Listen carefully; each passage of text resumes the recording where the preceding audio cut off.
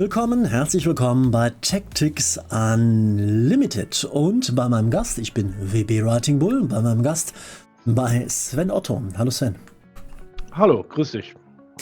Sven ist einer der Entwickler, man könnte sogar sagen einer der leitenden Entwickler bei Twotainment, einem deutschen Entwicklerstudio. Ihr habt verschiedene Teams, die an verschiedenen Spielen arbeiten und dein Team arbeitet an Tactics Unlimited. Das Spiel ist ein Kind der Liebe von Fußballmanagern und von Rundentaktikspielen. Eine sehr interessante Mischung, die mich auf zweierlei Weise anspricht. Zum einen, weil ich ein glühender Rundentaktik- und Rundenstrategie-Fan und zweitens Fohlen-Fan von Geburt aus, gebürtiger Mönchengladbacher, etwas älter schon. Man kommt nie mehr aus der Haut raus.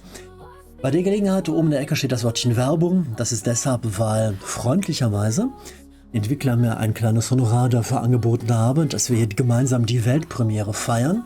Und das freut mich auch dafür. Ein dickes Dankeschön. Wir haben uns lange schon vorher das Spiel gemeinsam angeschaut. Wir zeigen euch folgendes: Multiplayer-Matches gegen eines meiner Community-Mitglieder, das bei Sven und seinem Team als Beta-Tester unterwegs ist und natürlich auch den Management-Part im Solo-Player-Modus.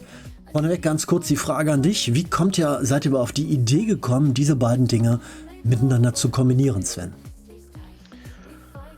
Ja, die Idee ist jetzt auch nicht ganz neu. Da gibt es ja so verschiedenste Spiele auf dem Markt, die in die Richtung schon gehen. Und wir haben uns gesagt, wir wollen das Ganze ein bisschen weiter kombinieren, um zu sagen, das Herzstück soll natürlich das rundenbasierte Spiel sein, aber man soll natürlich auch ein bisschen langfristig was zu tun haben, ringsrum im Singleplayer, um zu sagen, mein Verein entwickeln, ausbauen, alles, was beim Fußballmanager halt dazugehört.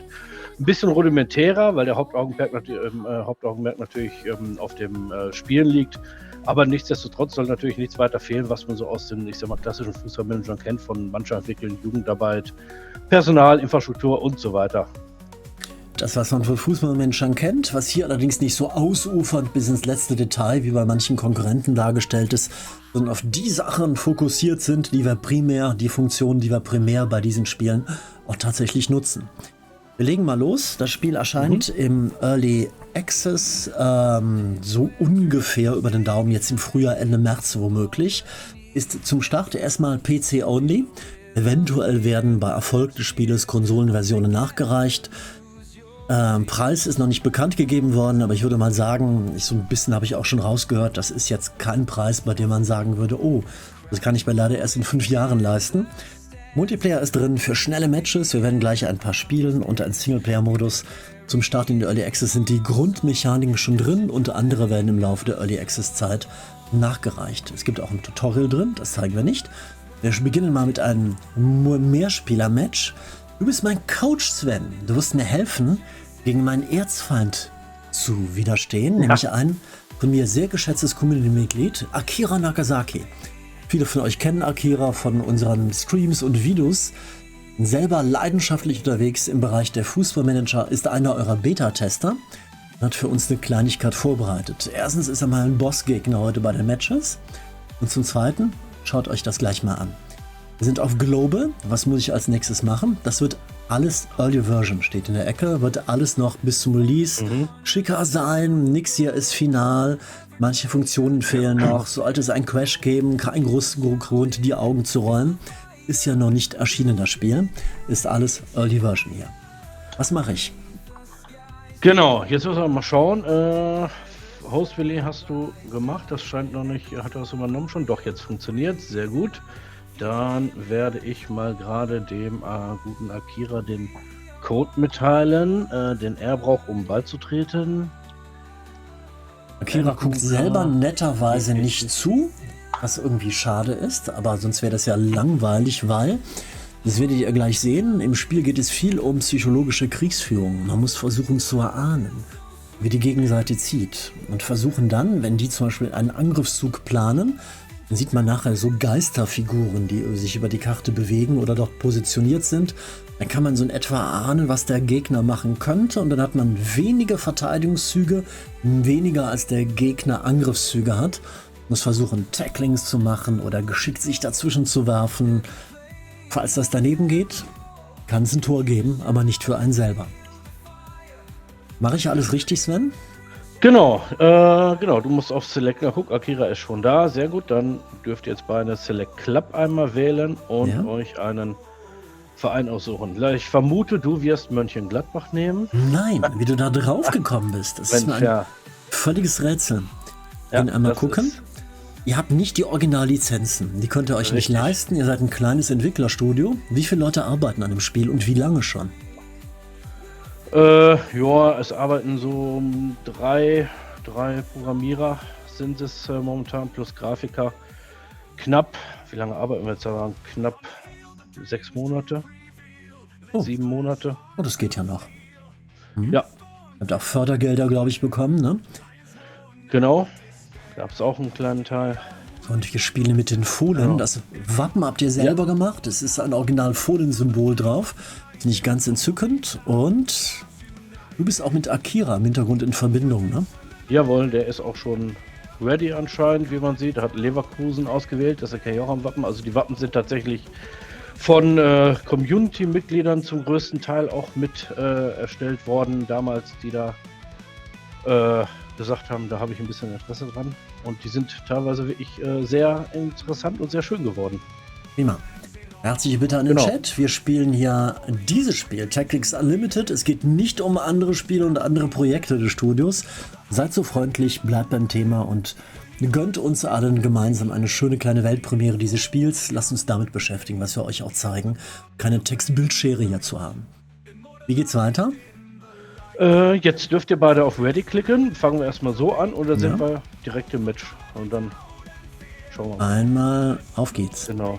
Also man sieht unten Enable Timer, ich würde sagen, das sollte zum Moment, Akira muss noch ready sein, genau, Ja. wenn beide grün sind, geht's los. Wunderbar. Genau, also man sah einen Timer, das kann man vielleicht im zweiten Match schon machen, es gibt tatsächlich auch eine Zeitbegrenzung fürs Match und für die Aktionen, aber damit wir jetzt erstmal ein bisschen in Ruhe schauen können, lohnt sich wahrscheinlich eher erstmal ohne Zeitbegrenzung zu spielen. Als Option. Ich zeig mal, worum es geht. Kleines Entwicklerteam dahinter. Ihr habt es eben gehört. Grafik nicht so wie bei den großen Giganten im Fußballmanager-Bereich. Bei der Richtung, wenn man da drüber hovert, das mache ich gerade links von mir, kann man sehen, wer im Angriff ist und wohin es geht. Einer unserer Figuren hat auch den Ball. Ich habe, glaube ich, Anstoß, oder? Genau, du hast Anstoß. Der Anstoß wird quasi automatisch ausgeführt. Da gibt es wahrscheinlich später nochmal eine schöne Animation für. Und dann bist du jetzt an der Reihe. Jetzt muss ich eine Sache kurz erklären. Fußballfans erkennen die Namen wieder, ne? Tim Kleindienst, Robin Hack. Die Entwickler haben nicht die Lizenzen. Das ist tatsächlich eine Mod, die wir benutzen. Danke an Akira Nagasaki. Wir benutzen seine Mod. Er hat extra für diesen Abend bei Leverkusen und bei Mönchengladbach die ein paar Daten, so wie er glaubt, wie die Spieler und wie die Vereine aufgestellt sind, eingegeben. Das sind nicht die offiziellen Daten, die die Entwickler haben und auch nicht die zum Release verwendet werden. Das ist eine private Fan-Mod, die hier benutzt wird und die wir hier verwenden, ja. Der Gegenseite auch, die Namen kommen euch auch bekannt vor. Mit anderen Worten, ich bin in einer Underdog-Rolle, weil das Original Leverkusen ist halt ein bisschen besser aufgestellt als ich selber. Wenn man möchte, kann man beim Start in den Multiplayer-Matches die Leute auch sich selber aussuchen und die Formation selber aufstellen, sich überlegen, wen hätte ich gerne an welcher Position eingestellt. Wir haben jetzt aber einen Schnellstart gewählt und wir haben jetzt gesagt, wir lassen mal im Hintergrund das mal so schon einstellen, wie es vermutlich auch ganz gut passt. Ich bin am Anstoß. Ihr seht hier auf der rechten Seite, da wo ich mit der Maus havere, 5 Züge. Die Angreifer haben 5 Züge, Sven, die Verteidiger 3. Richtig, genau. Wenn ich passen kann, das Spielfeld ist so aufgeteilt, mit der Taste H kann ich mir auch alles anzeigen lassen. Geht mittlerweile, sollte auch wahrscheinlich mit der Taste G funktionieren. Wie schön, das war mein Wunsch. Das ist ja entzückend. Sven, kann ich noch mehr Wünsche äußern? Ich hätte gerne einmal bestimmt. Sauerbraten. Nein, also ich bin schon habe extra das Buch hier, ich notiere mir das direkt. Ja, sehr gerne. Also ich hätte gerne in meiner Loge bei jedem Spieltag einmal Sauerbraten. Ich komme halt vom Niederrhein. Ein bisschen Pferd muss sein. Das sind ja auch die Fohlen. Ich weiß gar nicht, wie ich von Fohlen auf Sauerbraten komme. Hier vorne sind wir aufgestellt. So ist das Spielfeld aufgeteilt. Die Aktionen, die es gibt, kann man sich über die Hilfe auch jederzeit anzeigen lassen. So sieht sie aus. Alle möglichen Aktionen kann man im Detail nachlesen. Ich kenne die zum Teil schon. Die werden wir uns gleich auch noch gemeinsam anschauen. Und Sven kann auch ein bisschen mich coachen. Wir haben 11 Leute hier. Wir können 5 Züge vorausplanen. Und danach ist Akira an und plant 3 Gegenzüge. Er sieht nachher nur Ghost-Figuren. Also so weiße Figuren, wo meine Einheiten sich hinbewegen. Er weiß nicht, ziehe ich Einheiten vor, weil ich Finten machen möchte? Warum ziehe ich die Einheiten oder die Spieler vor? Was habe ich damit im Sinn? Wollen die dribbeln? Wollen die einfach nur in den offenen Raum hinauslaufen? Was hat die Figur vor, der Spieler? Den Ball bekommt, das weiß er nicht. Und er muss dann mit nur 3 Gegenzügen versuchen, zu erkennen, was eventuell die beste Gegenhandlung wäre. Jeder Spieler hat 4 Werte. Magst du die mal kurz vorstellen? Am Beispiel von Kevin Stöger rechts oben. Wir haben 4 Werte, einmal defensiv, Passen, Kontrolle und Präzision. Diese Werte sind tatsächlich auch für gewisse Aktionen immer sehr ausschlaggebend. Beispielsweise logischerweise Pass ist für Passspiel natürlich für Pässe, hohe, flache Pässe, Flanken. Präzision, Torschüsse beispielsweise, Defensive erklärt sich eigentlich von alleine für defensive Zweikämpfe, Ball abfangen und Kontrolle für Dribblings, für Aktionen mit dem Ball bewegen. Wunderbar. Und die herzliche Bitte an die Chatmods, es kommt ja schon Beschwerden von anderen Zuschauern, die sich auf das Spiel gefreut habe. Setzt doch einfach die Leute vor die Tür, die allen anderen den Abend hier verderben wollen. Das geht hier gar nicht, ja. Ich bin hier Gastgeber und es geht hier um dieses Spiel. Echt. Leute, muss ich doch als Fußballfan gelernt haben, sich an Regeln zu halten, oder? Wenn der Schiedsrichter pfeift, dann gilt das. Dann meckert man nicht von der Seitenlinie aus. Echt. Wir ziehen hier ein bisschen vor. Also, ich denke mal laut nach. Und der Stürmer, der am besten schießen könnte, wäre hier vorne Tim Kleindienst. Der hat einen hohen Präzisionswert. Genau. Der ist entscheidend für Tore. Ja, gerne. Genau, da vielleicht noch als Tipp, bei dem Kleindienst sieht man noch so kleine Icons drunter in der Mitte. Das sind Spielerfähigkeiten, die die Spieler haben oder die sie erlernen können.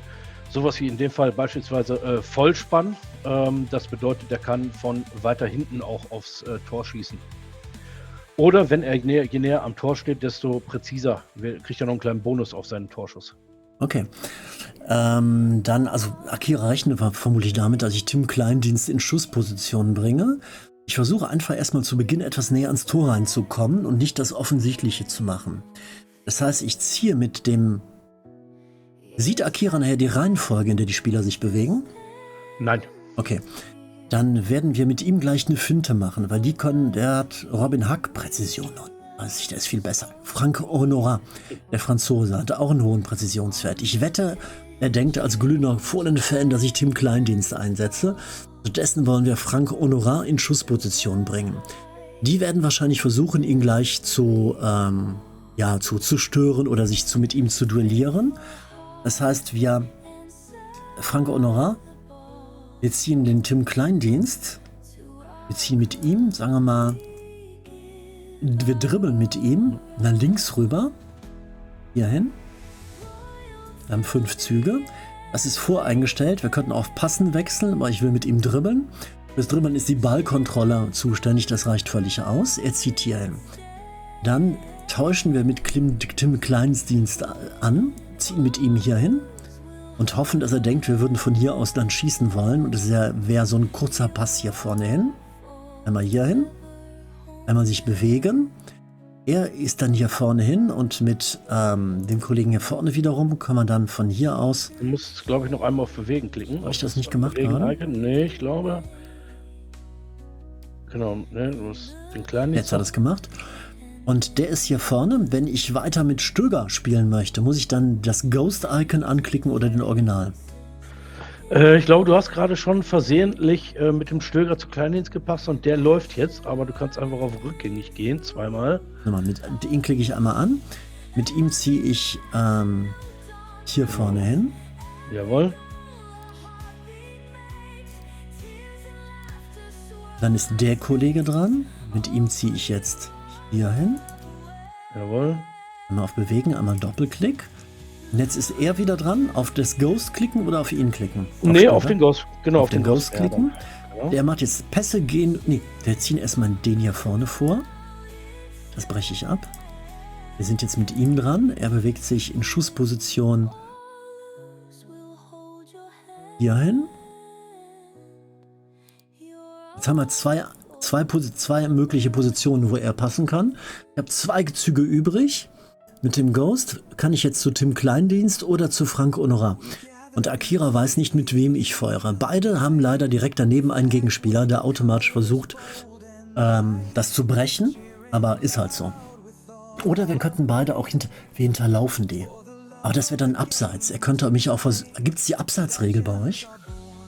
Ist momentan, also heute kannst du es noch ausnutzen, sie ist noch Ja, wir spielen Fußball ohne Abseitsregel. Der feuchte Traum jedes Hobbykickers.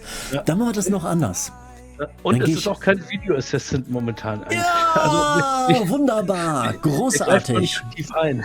Ich bin tiefst begeistert.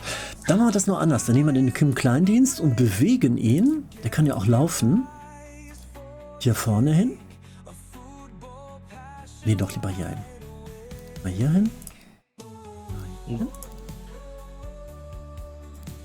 Nehmen wir den hier vorne und dann passe ich doch, wir versuchen mit Frank Honorat zu passen. Ich wette, der denkt, ich würde mit Tim Kleindienst schießen, weil das ist ein kürzerer Pass, der ist sicherer. Tim Kleindienst hat 1000 Sonderfähigkeiten. Dessen versuche ich es mal mit Frank Honorat. Mal gucken, ob das klappt. Das heißt, er passt jetzt bitte hier hin. Kein hoher Pass ist. Hoher Pass hat den Vorteil, wenn ein gegnerischer Spieler dazwischen ist, dann wird er eher überlupft. Wenn er dagegen dazwischen zieht, dann kann er den eher beim normalen Pass stoppen.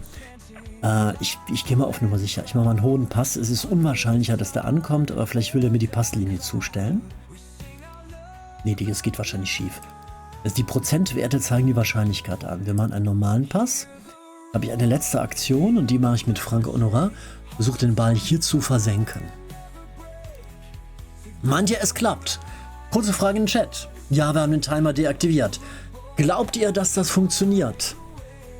Glaubt ihr, das könnte funktionieren? Oder meint ihr, Akira Nagasaki trickst mich aus? Was glaubt ihr? Wird es klappen oder nicht? Ja, das klappt. Nein, auf keinen Fall. Nein. Wer glaubt an WB und wer glaubt nicht an WB? Fehler, nein. Beckenbauer hält. Ach komm, bitte. Ich weiß, das sind Ghosts hier, aber das ist geschmacklos, jetzt Beckenbauer als Geist ins Spiel zu bringen. Ja, nein, niemals. Danke, dass ihr nicht an mich glaubt. Einmal Zug bestätigen. Und Akira sieht die Geister, Sven, und reagiert drauf. Genau. Er hat 3 Züge zur Abwehr. Was würdest du, denk mal laut nach, was Akira machen könnte. Also ich würde mal vermuten, auf den Kleindienst, da wird er vermutlich, ich denke mal, er wird dazwischen laufen. Den wird er nicht, obwohl vielleicht wird er den auch duellieren, weil der ist ja außerhalb des Strafraums, das ein Freistoß ist besser als ein Elfmeter. Bei dem, ja, schwierig. Ich würde vermuten, er wird beide Ghostplayer duellieren und wird mit dem ganz unten, mit dem linken Verteidiger quasi, wird er noch versuchen, sich irgendwie in den Laufweg zu stellen. Oh, da haben wir schon. Es wurde gespielt? Da bin ich schon war ich gar nicht so schlecht. Er hat versucht dazwischen, den kleinen Dienst hat er zumindest attackiert. Wir bleiben in Torposition. Jetzt plant er seinen Zug. Liegt der Ball frei oder hat Akira mit der Leverkusen die Pille? Nee, der Ball liegt jetzt gerade frei und jetzt hat erst Akira die Möglichkeit, sich den Ball zu holen. Ja. Mit dem Spieler und dann bist du an der Reihe wieder. Ja, Stichwort Pille. Wie findest du Witze über den Pillenclub Leverkusen? Ganz spontan. Oh ja, wer es mag. Meins ist es jetzt nicht so. Ja, vielen Dank. Das ist mir auch nur rausgerutscht. Der Akira ist super schnell. Der kennt das Spiel viel besser als ich. Da muss er allerdings auch nichts erklären. Einer zieht hier hin, einer bewegt sich dorthin. Wer es ist, wissen wir nicht. Ich glaube, er will ganz vorsichtig sich rausbewegen. Wir brauchen jetzt hier einen mit einem hohen... Was ist für den Zweikampf entscheidend? Defensivwert. Und hier vorne hat keiner einen Defensivwert. Nö, aber im Grunde hast du wahrscheinlich auch nicht allzu viele Möglichkeiten, da die Spieler sich ja nur eine gewisse Bereich oder gewisse Range weit entfernen können oder laufen können, hast du nicht so viele Möglichkeiten. Also entweder gehst du tatsächlich direkt, versuchst dir auch den Ball zu holen, oder du versuchst irgendwie einfach, sagst, okay, du nimmst den Kauf, dass er im Ballbesitz bleibt und baust irgendwie eine Gegenstrategie auf. Also mir reicht es ja schon, wenn wir irgendwo hier vorne bleiben. Ich muss das jetzt hier nicht erzwingen. Und der Einzige mit Defensivfähigkeiten ist Tim Kleindienst, der Defensiv 64. Der ist zugleich allerdings auch derjenige, der am ersten Tor schießen kann. Also wenn ich ihm jetzt sage, hier, beweg dich irgendwo hin, das geht eh nicht gut. Wir kennen auch nicht die Reihenfolge, in der er spielt. Ich würde mal sagen, ziehen wir mit ihm hier einfach nur ein Stück vor, dass er bei ihm in der Nähe, das wäre direkt duellieren, ne? Wir machen mal, er hat defensive 10. Duellieren, genau. Ich stelle mich einfach nur dazwischen. Dann ist die Wahrscheinlichkeit groß, dass er den Ball vielleicht abfängt. Für den Ball abfangen ist auch der Defensivwert zuständig, ne? Ja, genau. Einmal hier vorne hin. So, jetzt haben wir noch 3 weitere Züge. Dann würde ich sagen, ich würde gerne ich denke mal, er zieht hier raus. Wir wollen die Wege versperren. Mit ihm ziehe ich mal hierhin daneben. Und den Kleindienst, die sind ja so geknubbelt. Das ist irgendwie doof. Ich ziehe ihn in dem Raum etwas weiter runter, um eventuell noch weitere Pässe abzufangen. Ich ziehe ihn mal hier hin. Und 1 weiter. Ja, der Ball liegt frei. Wir können ihn uns holen. Der Pass kam, glaube ich, nicht an, aufgrund eines zu niedrigen Wertes. Auch wegen der Störung, oder was meinst du? Ja, das ist durchaus möglich. Wobei dann, ich vermute eher einfach aufgrund des hohen Passes, die Entfernung und der schlechte Passwert. Ansonsten, du hast ja nicht aktiv Pressing ausgewählt. Das geht nämlich auch. Man kann aktiv gewisse Spieler, die am Ball sind, einfach nur pressen. Das hat natürlich den Vorteil, dass ich nicht direkt einen Foul provoziere, aber zumindest seine Werte etwas reduziere für die Aktion. Der Chat ist unterwegs und brüllt wie echter. Ja, die Trainer auf der Tribüne wissen alles besser als die Trainer an der Seitenbank. Ich werde von allen Seiten angerufen. Lauf, WB, lauf. Der nächste, genau das Gegenteil. Schieß, WB, schieß. Der nächste wiederum auch das Gegenteil. Pass blockieren. Dann wieder einer. Der wird in die Mitte spielen. Jeder weiß es besser. Und im Nachhinein heißt es dann immer, ja, ich könnte es viel besser, würde ich da an der Seitenbank stehen. Diese Trainer kassieren Millionen für gar nichts. So, den holen wir uns. Für das Holen des Balles ist die Kontrolle notwendig, ne? Rocco Reitz, genau. Der Lieblingsspieler. Einmal hier hinstellen. Und die Wahrscheinlichkeit, dass es klappt, der muss an dem vorbei. Wir schaffen das, komm. Ja, das sollte funktionieren. Ich klinge schon wie die Merkel. Und dann geht's von hier aus weiter. Ja, genau, also wichtig, die Spieler können 2 Aktionen hintereinander machen. Entweder einmal laufen und dann passen, laufen, schießen oder auch zweimal einfach nur laufen, wenn sie sich irgendwo für eine nächste Aktion in Position bringen wollen beispielsweise. Ich bewege mich mit ihm hier hin. Mit dem Kleindienst, der kann auch gut. Der stellt sich hier vorne hin. Habe ich noch 2 Züge. Der letzte war Quatsch. Einen zurück. Mit ihm ist eigentlich okay. Mit ihm ziehe ich jetzt weiter zentral. Hier vorne hin.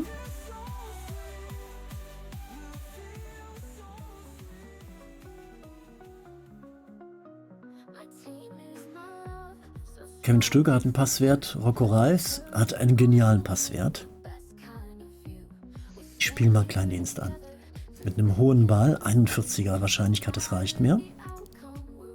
Und Honorat zieht noch 1 weiter. Nee, wir bringen noch einen durcheinander. Wir ziehen Kevin Stöger auch noch in die Mitte rein. Wir machen viele Stationen. Wir ziehen ihn hier hin. Wir bringen den Kollegen hier. Wir hinterlaufen. Robin Hacke geht hier in die Mitte rein. Wir bringen die total durcheinander. Wir machen alles auf einmal. Wir haben eine letzte Aktion, die macht Kleindienst von hier. Wenn alles gut läuft, hat er freies Schussfeld.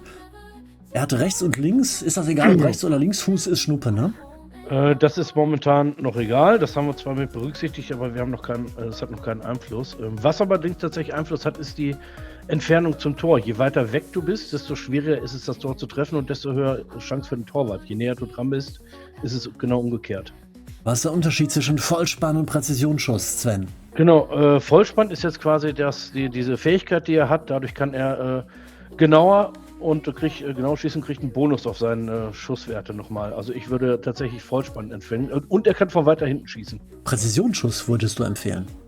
Oder nee, Vollspann würde ich empfehlen. Oh, du musst mir noch mal kurz einen Unterschied erklären. Ich habe es nicht kapiert. Er kann von weiter weg schießen und er kriegt einen Bonus auf seine Präzision. Bei Vollspann. Und bei Präzisionsschuss nur auf die Präzision, aber nicht auf die Entfernung. Das heißt, Genau, ja, Präzisionsschuss ist im Grunde das, was jeder Spieler kann. okay. Das heißt, Vollspann ist die Fähigkeit, die Sonderfähigkeit, die er hatte. Einmal hier drauf ballern, Genau. einmal Zug bestätigen und go! Glaubt ihr, es klappt? Feedback aus dem Chat. Schießen wir das erste Tor gegen Leverkusen, den amtierenden deutschen Meister, das frühere Vizekusen. Das waren noch Zeiten. Glaubt ihr, meine Fohlen schießen das 1:0? Der optimistische Chat Leider ruft nein. mir zu. Niemals. Leider nein. Nein, niemals. Ja, Matt Eagle glaubt's. Nö, Tor. 2 Leute glauben, der Rest sind böse Geister. Einmal Zug bestätigen. Jetzt muss Akira erstmal planen. Was würdest du an Akiras Stelle machen? Sven. Ich würde tatsächlich erstmal ich hätte tatsächlich auch vermutet, dass du aus der Mitte schießen willst und würde jetzt erstmal einen da in den Weg stellen. Definitiv. Oh. Und den oben am Strafraumkante würde ich attackieren. Ah? Oha! Da kam gleich schon Zweikampf, gleich schon faul. Wir wurden gefoult. Kommst gar nicht bis zum Akira Kampf. fault WB. Buh! Rote Karte! Akira vom Platz. Wer ist dafür, dass Akira... Rote Karte für alle, die der Meinung sind, das war eine Blutgrätsche, in der Tat. Rote Karte für den Trainer. Wir sollten den Trainer auf die Tribünen schicken, Sven, oder? Ja, Wer ist- das wer- würde ich auch sagen. Ich würde sagen, 9. Minute, Spiel wird abgebrochen. Am grünen Tisch 2:0 für die Fohlen gegen Leverkusen. Und es wird die ganze Saison abgebrochen. Das war die deutsche Meisterschaft, Sven, oder? Ja, das geht gar nicht, dass man da von hinten so reingrätscht, einfach an der Mittellinie Ja. unnötig. Chat, gefallen Begriffe wie gesunde Härte. Eindeutig Schwabe. Ich komme gleich mal rüber. Ich zeig dir gleich mal, was gesunde Härte bedeutet. BB bedroht die Zuschauer. So, und am Ball, wir können bestimmen, wir können selber aussuchen, wer spielt. Ne? Genau. Jetzt hast du, den Passwert. ziehst du einfach zur Ball. Ja, der Passwert ist super. Dann wollen wir mal mehrere Leute sich freispielen lassen. Hier vorne ist wieder Tim Kleindienst. Wie viel? Ach, ich habe nur 3 bezielt. Ich kann nur 3 Züge machen. Genau, du musst jetzt erstmal zum Ball ziehen, der Freistoß schießen soll. Als Ach, das erstes. ist er hier. Jetzt habe ich nur 2. Oh, das ist natürlich wenig.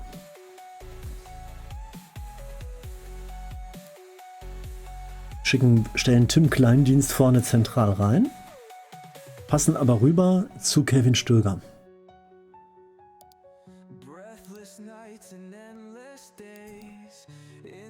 Na? Mache ich gerade falsch? Du musst noch einen ziehen. Ach, einen bewegen? Oder wie Genau, du ziehen? musst noch einen bewegen, noch einen Spieler Und noch. danach habe ich nochmal 5 bewegen. Züge. Genau, und ja, danach wird der Freistoß ausgeführt. Aber ich muss ja sagen, zu wem ich den Freistoß ausführe, oder? Ja, genau, das machst du gleich, weil nachdem jetzt du hab ich deinen verstanden. Spieler platziert hast, ist Akira noch dran und darf ja auch quasi dementsprechend seine Spieler erstmal Nein, die platzieren. Gegenseite da versuchen sich gegen meine Tricks zur Wehr zu setzen. Das ist ja, Ja. abscheulich. Ich weiß Einmal gar nicht, hier. vielleicht könntest du noch einen Vorteil kriegen, wenn du die Action-Cards, die wir noch haben, und Oh. anklickst, du hast noch eine, die dir was bringt, beispielsweise, wo du einen Zug oder so extra bekommst. Das sind Actionkarten, die kann man einmal einsetzen pro Match, also nicht pro, ne? Also erste oder zweite Halbzeit. Die werden bei Partiestart ausgelost. Genau, im Moment ist es es sind Action-Cards, da gibt es 3 Stück pro Spiel. Die werden momentan im Multiplayer noch zufällig ausgelost. Wir werden überlegen, ob wir das irgendwann mal anpassen, dass man selbst entscheiden kann, welche ich mit reinnehme ins Match. Und da gibt es ganz verschiedene mit Potenzial verdoppeln, Spieler tauschen oder einen Zug extra bekommen. Also ganz, ganz interessante Geschichten dabei. Für dich jetzt würde ich jetzt sagen, ist Mal jetzt nichts, was hier beim Alles nichts dabei.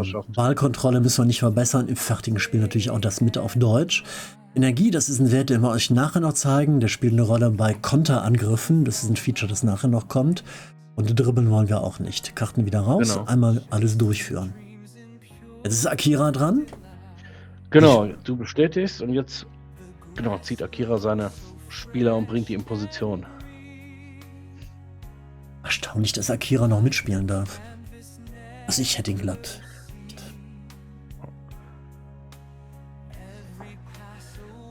Also im Chat kommt gerade, sehe ich gerade, fragt einer, was ist hinter uns? Kannst du uns mal kurz ausblenden? Also du darfst mich gerne jederzeit mal ausblenden, Da ist damit gar man nichts. sieht, dahinter ist momentan nichts außer den Action Cards und also quasi direkt hinter mir wäre dann der Multiplayer-Timer platziert, noch wenn es einen Timer gibt. So, Akira ist dran. Genau. Akira tüftelt. Oder er beißt auf den Fingernägeln. Was würdest du machen als Akira, Sven? Ja, eine Mauer aus der Ecke würde ich jetzt mal sagen, ist unnötig groß. Du wirst ja nicht direkt aufs Tor spielen.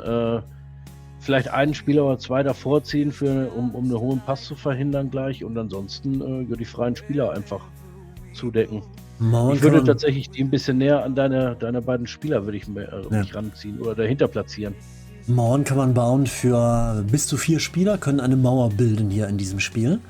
Richtig, genau. Ja. Und Akira braucht nur ein wenig, tüftelt. Hast du auf Ziehen beenden geklickt? Nee, muss ich das? Da kann Ja, Akira genau. ewig dauern. Deswegen, genau, ja, Nee, hab deswegen ich. wollte ich sagen. Also ich kann es nicht anklicken. Hast du. Ich glaube, ich hatte. Dann, Sag mal, Akira, was ist? ich frage ihn mal, was da passiert. Mach gleich eine Seitenverlagerung. Niemand hat die Absicht, eine Mauer zu bauen. Also ist im Chat. Chat ist der Meinung, ich sei dran. Nein, ich habe keine Aktionen zur Verfügung. Eine Zeitlupe wäre toll. Super Idee von Lord Adamos. In der Tat. So, ich habe ihn mal gerade gefragt. Ja, Zeitlupe, ich schreibe mir das auch mal gerade auf. Da kam eben noch was Animationen ein bisschen schnell. Das nehme Ja, ich gerne fand ich noch mal auch. mit. Da Nein. können Rainman schreibt, Akira lässt sich ja gerade die langen, zugespitzten Stollen einschrauben, die seinen Ja. Gegenspielern die Obersch- und Unterschenkel aufschlitzen sollen. Er will in die Geschichte der Bundesliga-Trainer eingehen als Akira der Schlitzer. Gott, ich habe Angst. Und so, Zeitlupe auch. Im Chat heißt es, ich müsste auf Ziehen beenden klicken. Ich kann da nicht drauf klicken, habe ich schon ein paar Mal gemacht. Genau, das hast du getan. Ich meine nämlich auch, ich warte noch auf Rückmeldung von Akira. Sag ihn einfach nochmal. Desaster schreibt, Akira spielt da nach dem Motto, wenn wir schon nicht gewinnen können, treten wir ihn wenigstens den Rasen kaputt. Oh Gott. Ach Gott, ich bin ja ein bisschen älter. Ich kann mich noch ganz im Detail erinnern. Das furchtbare Foul an Ewald Lienen seinerzeit, ne? Der den ganzen Oberschenkel aufgeschlitzt bekommen hatte und dann, es war, ne? Der heutige Fußballtrainer war ja ein aktiver Linksaußen jeder Beziehung bei Borussia und später auch bei anderen Mannschaften, hatte einen so ungelogen, so lange war der Oberschenkel aufgeschlitzt von feindlichen Stollen, von einem Verteidiger, einem Raubein. Es war ein entsetzliches Bild, es war furchtbar. Ich war damals so ein Kind, ein Jugendlicher, als ich das gesehen habe, und es war ein Albtraum am Fernseher.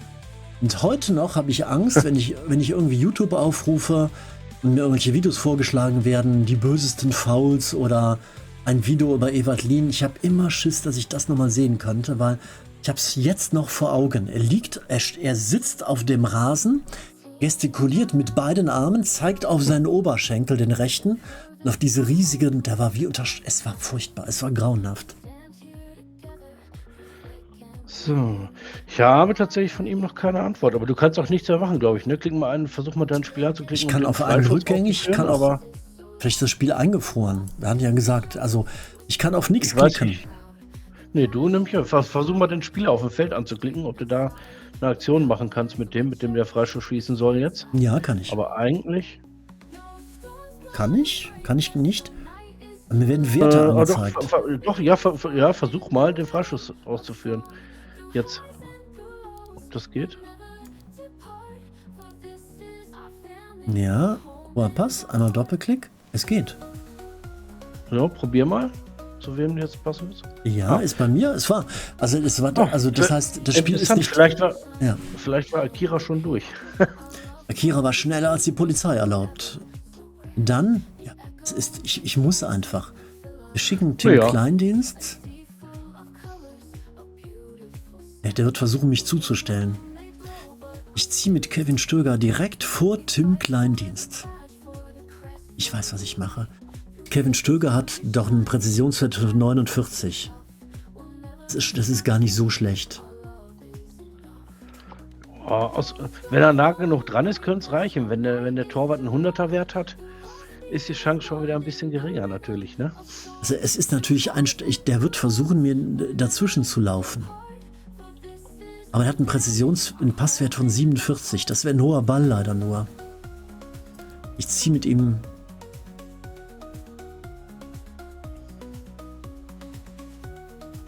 hier hin.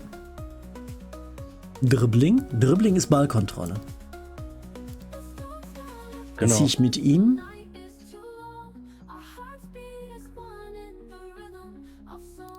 hier hin.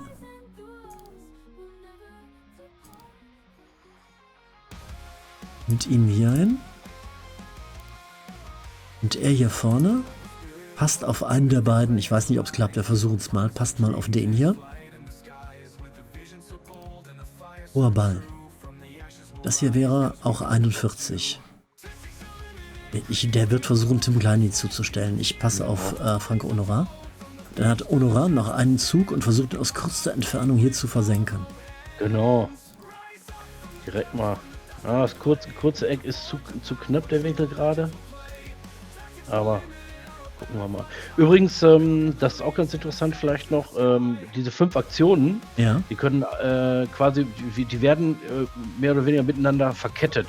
Das heißt, je mehr Aktionen nacheinander funktionieren, klappen, desto höher ist die Chance der nachfolgenden Aktion, dass die gewinnt. Also das gibt einen Bonus auf die Attribute. Also wenn ich jetzt ganz clever 4 Pässe spiele, die auch irgendwie auf die sichere Variante gespielt sind. Super. Und das letzte soll der Torschuss werden. Wenn die 4 Pässe ankommen, beim jedem, der aufs Tor schießen soll, kriegt er noch einen größeren Bonus auf seinen Torschuss nach. Okay. Jetzt kommt ein Konter. Ball abgefangen. Das musst du kurz erklären. Jetzt kommt die Energie ins Spiel. Genau. Konter. Also man hat, wenn man den Ball abgefangen hat, vielleicht sehen wir es bei dir gleich auch nochmal, die Möglichkeit zu sagen, ich möchte einen normalen Angriff planen oder ich möchte kontern. Normaler Angriff ist so wie jetzt, dann bin ich dran an der Reihe, kann meine 5 Aktionen planen und danach kann mein Gegenspieler seine 3 Verteidigungsaktionen planen. Konter ist im Grunde etwas anders. Da habe ich nur 3 Aktionen, die möglich sind. Die können aber tatsächlich von meinem Gegenspieler auch nicht, kann nicht darauf reagiert werden. Das heißt, ich kann 3 Aktionen nacheinander direkt ausführen. Wenn ich das clever mache, habe ich im Grunde 8 Spielzüge in dieser Runde Zeit. Aber weil Konter in der Realität auch ein bisschen, ja, da geht es um schnelle Entscheidungen und das muss alles ein bisschen schnell ablaufen. Verbrauchen die Konter ein wenig mehr der Spielerenergie und die Werte sind alle etwas ungenauer, also die Aktionen sind alle etwas ungenauer. Aber kann mir natürlich einen gewissen Vorteil bringen, wenn ich sage, ich bringe dadurch mal meine Spieler schnell in die gegnerische Hälfte und habe danach wieder 5 Züge, dann habe ich theoretisch 3 Züge gratis bekommen. Das heißt, am Ende des Konters ist er trotzdem dann wieder am Ball und kann Genau, dann 3 plus 5, 8 Züge machen. Das ist heftig. Mhm. Genau. Also, aber wie gesagt, Konter ist tatsächlich auch, geht mehr auf die Spielerenergie und jetzt sieht man mal, dass seine 5 Aktionen, die er geplant hat, und da sieht man, ich glaube, im Chat kam mir auch die Frage, sieht man das? Nein, tatsächlich sehe ich jetzt nur, oder du in dem Fall siehst jetzt nur die Ghost Player, also irgendwelche Spieler, die Akira bewegt hat, welche das sind und ob die den Ball haben oder nicht oder was die machen, passen, laufen, das siehst du tatsächlich jetzt nicht und muss jetzt quasi seinen Spielzug erahnen. Also du meinst ja auch, das wäre Zweikampf hier, ne? Duell. Duell ist Zweikampf, genau. Falls der angespielt würde. Dann gehen die beiden in den Zweikampf. Beim Zweikampf ist es tatsächlich so, immer der den Zweikampf initiiert, für den ist der Kontrollattribut entscheidend und für den, der sich verteidigt gegen den Zweikampf, dessen Defensivwert ist entscheidend. Das heißt, bei ihm ist der Kontrollwert hier wichtig. Wenn du mit deinem Spieler jetzt ins Duell gehst, du löst das Duell aus, ist es bei dir in dem Fall der Kontrollwert, der ist nur 50 bei Skelly. Da ist er 59, da ist der Kontrollwert 89 bei Itakura, bei Luca Netz 44. Er hatte also, das heißt, wenn duellieren, dann sollte er in das Duell reingehen. Er geht in das Duell rein, in der Mitte, falls der in der Mitte angespielt wird, und die anderen stellen einfach nur die Passwege zu. Komm, wir machen es nicht zu kompliziert. Wir stellen hier vorne einen Passweg zu. Und wir stellen hier vorne einen Passweg zu. Und das war schon. Mal bestätigen. Ja, Itakura. Nein, Schande! Abseits! Abseits! Schiri ans Telefon! Schiri, ich weiß, wo dein Telefon parkt. Furchtbar. Ein 0:1 von Akira, dem Schlitzer, gegen WB. Schande. Schande. Unfassbar. Ja, das ist natürlich ärgerlich, unglücklich gelaufen, möchte ich mal sagen. Ja, natürlich. Nur Pech. Kein Unvermögen auf meiner Seite. Anstoß in der Mitte. Klare Chance plus für Gladbach und das Tor macht Leverkusen mit dem Konter. Mehr oder weniger. Das typische Glück, kennt man ja. Bayern-Leverkusen. Immer dieses Glück bei den Bayern. Das ist dieser Bayern-Dusel. Ganz genau. So, wir sind aber wieder weit vorne. Was bedeutet on fire? Genau, es gibt noch eine On-Fire-Anzeige. Das bedeutet, für jede gelungene Aktion dieses Spielers füllt sich diese On-Fire-Anzeige und wenn die gefüllt ist, dann wird die nächste Aktion, egal welche, wie sie lautet, des Spielers, die wird zu 100% funktionieren. Also wenn du dann clever einen Torschuss abgibst, dann kannst du davon ausgehen, dass der definitiv auch ins Tor gehen wird, der Schuss. Oh, sehr cool. Das heißt, dann wollen wir ihn mal ein bisschen aufbauen, den Kevin Stöger, dass er mal ein bisschen optimistischer ist. Die anderen haben fast noch nichts auf die Reihe bekommen. Ja, der hat doch schon ein paar gute Bälle verteilt, der Stöger da im Mittelfeld. Ich greife jetzt mal deine Idee von eben auf. 4-mal passen und der Letzte schießt und die Wahrscheinlichkeit steigt immer an. Das versuchen wir jetzt mal, ja? Das heißt, wir ziehen Honora.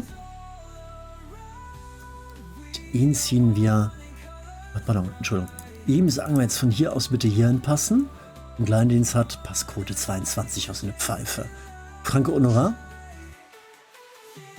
Robin Hack, Pass 68. Passen einmal hier hin. Dann ziehen wir Kleindienst. Hier hin.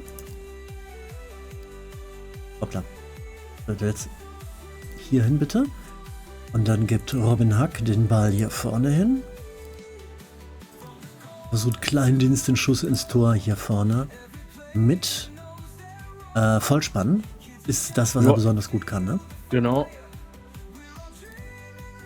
Einmal Versuch. Versuch macht klug.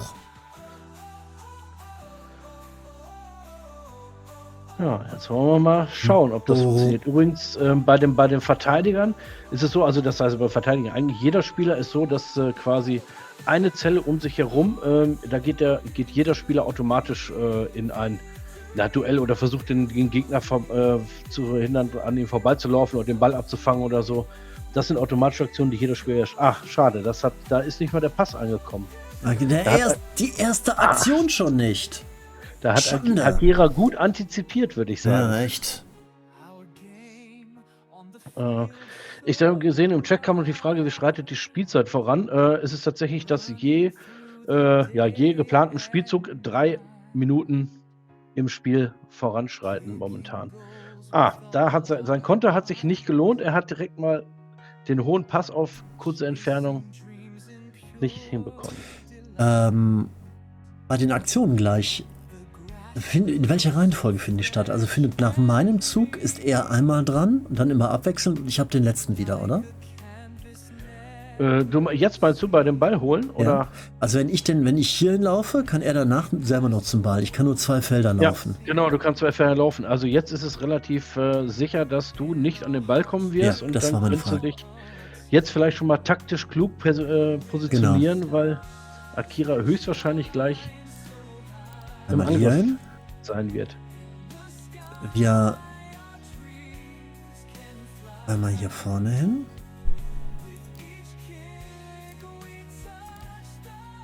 Dann wieder Itakura. Ein Duell hier vorne. Hey.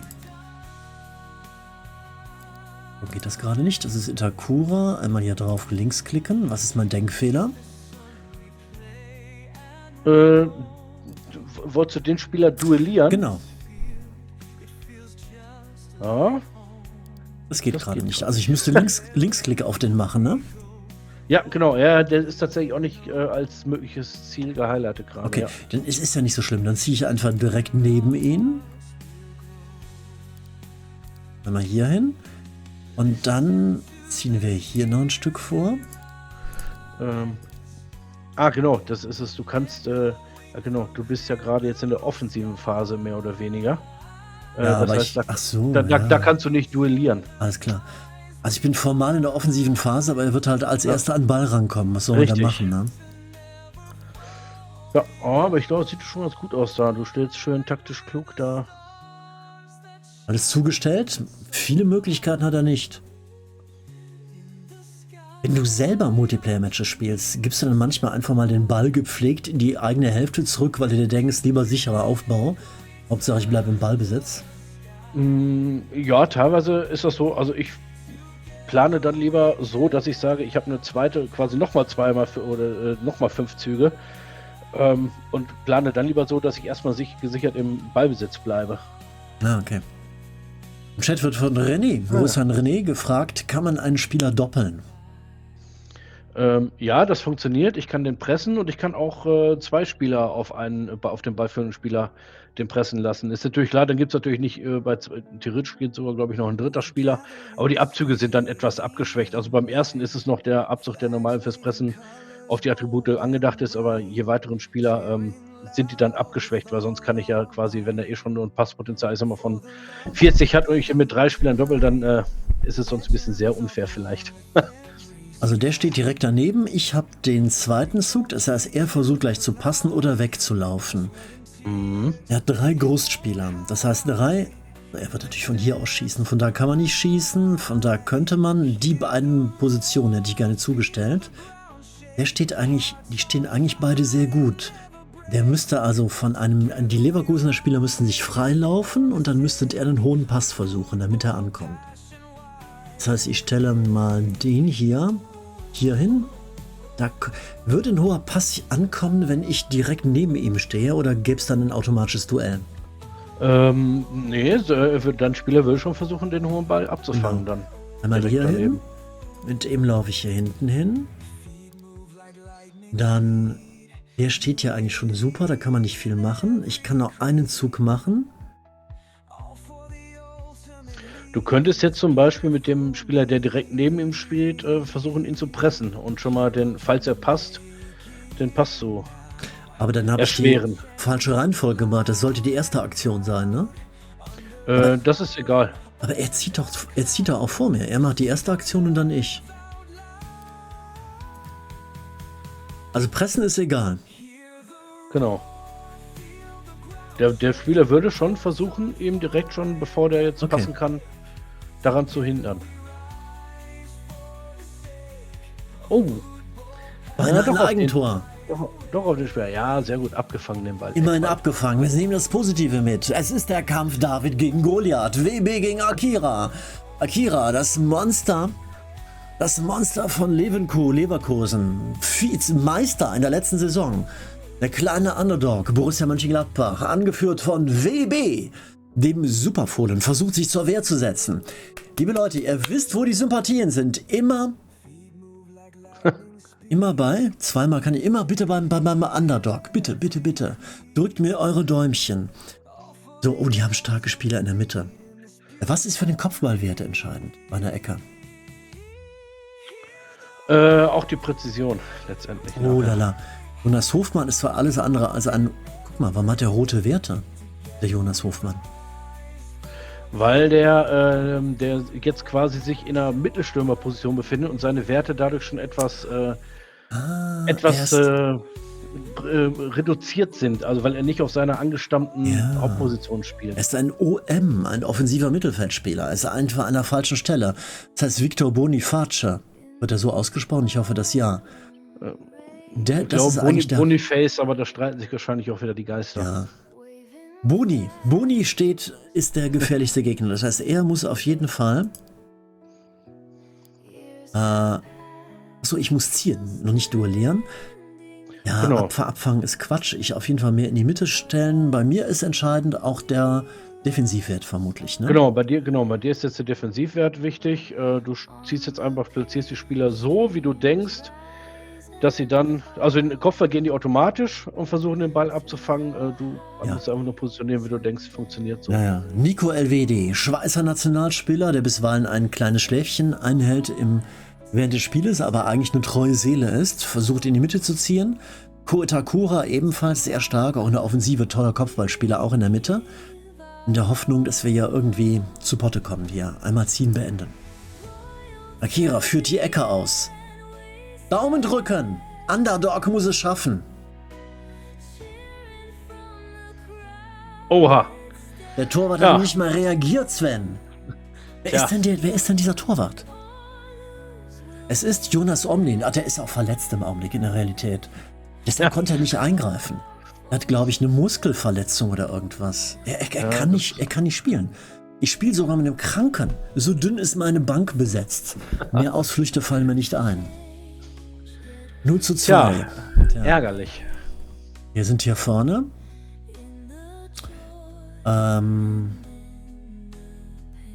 Ich versuche mal ein Übergewicht zu schaffen. Ich versuche mal, dass wir am Ball bleiben und mal ein bisschen länger in der vorderen Hälfte sind. Ich ziehe mal Florian Neuhaus, zentraler Mittelfeldspieler. Wo endet die Position, auf der er cool ist, auf der er sich wohlfühlt? Also das ist tatsächlich ein bisschen unterschiedlich. Also die Mittelfeldspieler können eigentlich fast im gesamten Mittelfeld einigermaßen gut spielen. Auf den Außen natürlich, die kriegen also die Zentralen, ob nur Defensive, Zentrale, Offensiv. Sobald die recht zentral vorne weiter hinten sind, ist im Grunde egal. Natürlich, wenn die auf die Außen gehen, kriegen sie gewisse Abzüge, ähnlich wenn Außenspieler in der Mitte sich die ganze Zeit aufhalten. Ansonsten ist es bei den Mittelfeldspielern recht egal. Und die Innenverteidiger, gut klar, hinten alles bis kurz von außerhalb des Strafraums und dann halt alles, was im Strafraum ist quasi zählt als zentrale Innenverteidigung.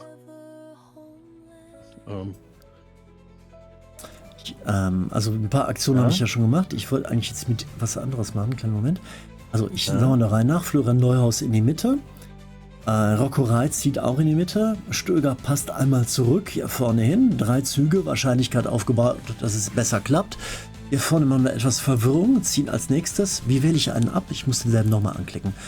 Dann Robin Hack ziehen wir etwas mittiger hin. Bieten ihn als angeblichen Ansprechpartner, angeblichen Ballannehmerpartner an. Anspielpartner. Genau. Stattdessen passt aber Florian Neuhaus. Etwas riskant, aber möglich zu Tim Kleinsdienst hin, der eine Ballkontrolle hat von 53. Das könnte durchaus klappen. Oh. Dann hätte am Ende des Zuges Tim Kleindienst in aussichtsreicher Position den Ball. Genau, jetzt schau noch mal in deine Action Cards, was du da noch drin hattest. Ja, gute Idee. Vielleicht ist da noch irgendwas. Ballkontrolle verbessern. Jetzt, bei Florian Neuhaus für den letzten Pass. Ja, die Double Control würde ich tatsächlich eher bei jemandem nehmen, der auch dribbeln würde das nächste Mal. Okay. Oder mit dem du quasi irgendwo in ein Duell, wo du sagst, wenn der duelliert wird, möchte ich höhere Chancen haben, dass. Oder wenn du ein Duell auslöst, möchte ich höhere Chancen haben, dass er das Duell gewinnt. Dann würde ich zum Beispiel auch spielen. Alles später. Erst einmal durchführen. Genau. Ja. Jetzt kommt Akira Nagasaki, der Schlitzer aus Leverkusen. Wunderschönen guten Abend an alle, die gerade live dabei sind. Noch ein Hinweis an die Zuschauer auf YouTube und auf Twitch. Auf Twitch wurde gepostet, ein Link auf das Spiel ist da oben angepinnt. Bei Interesse gerne Wishlisten. YouTube, Link darauf hier drunter in der Textbeschreibung. Es hat geklappt! Nein, der erste Spielzug, der gelingt! Ja! Sehr gut! So, aber guck mal, jetzt. So, jetzt hast du gleich 5 neue Züge. Jetzt kannst du natürlich. Direkt aber jetzt zum Beispiel. Nö, direkt schießen. Du kannst ja mit Kleindienst erst noch näher ans Tor. So nah wie möglich vors Tor würde ich mit dem jetzt erstmal versuchen zu kommen. Yeah. Guck mal, der ist. Genau. Oder hat der Torwart auch einen Angriffswert von wegen Duellieren? Ja, der Torwart hat tatsächlich, der hat auch einen Wert, je weiter weg du stehst, desto höher ist die Chance, dass er hält. Wenn du näher dran bist, ist die Chance höher, dass er den mal durchgehen lässt. Also, dass er ihn durchgehen lässt? Okay, dann, ja. Dann ich würde so nah wie möglich ran, genau. Ja, da, genau. Und Dribbling von da dann war mal 53, ne? Also nicht weit schießen, von hier sofort einmal drauf? Genau, ich würde jetzt tatsächlich, guck mal, damit das Dribbling jetzt funktioniert, würde ich jetzt die Actionkarte an eine Actionkarte spielen. Ja, natürlich.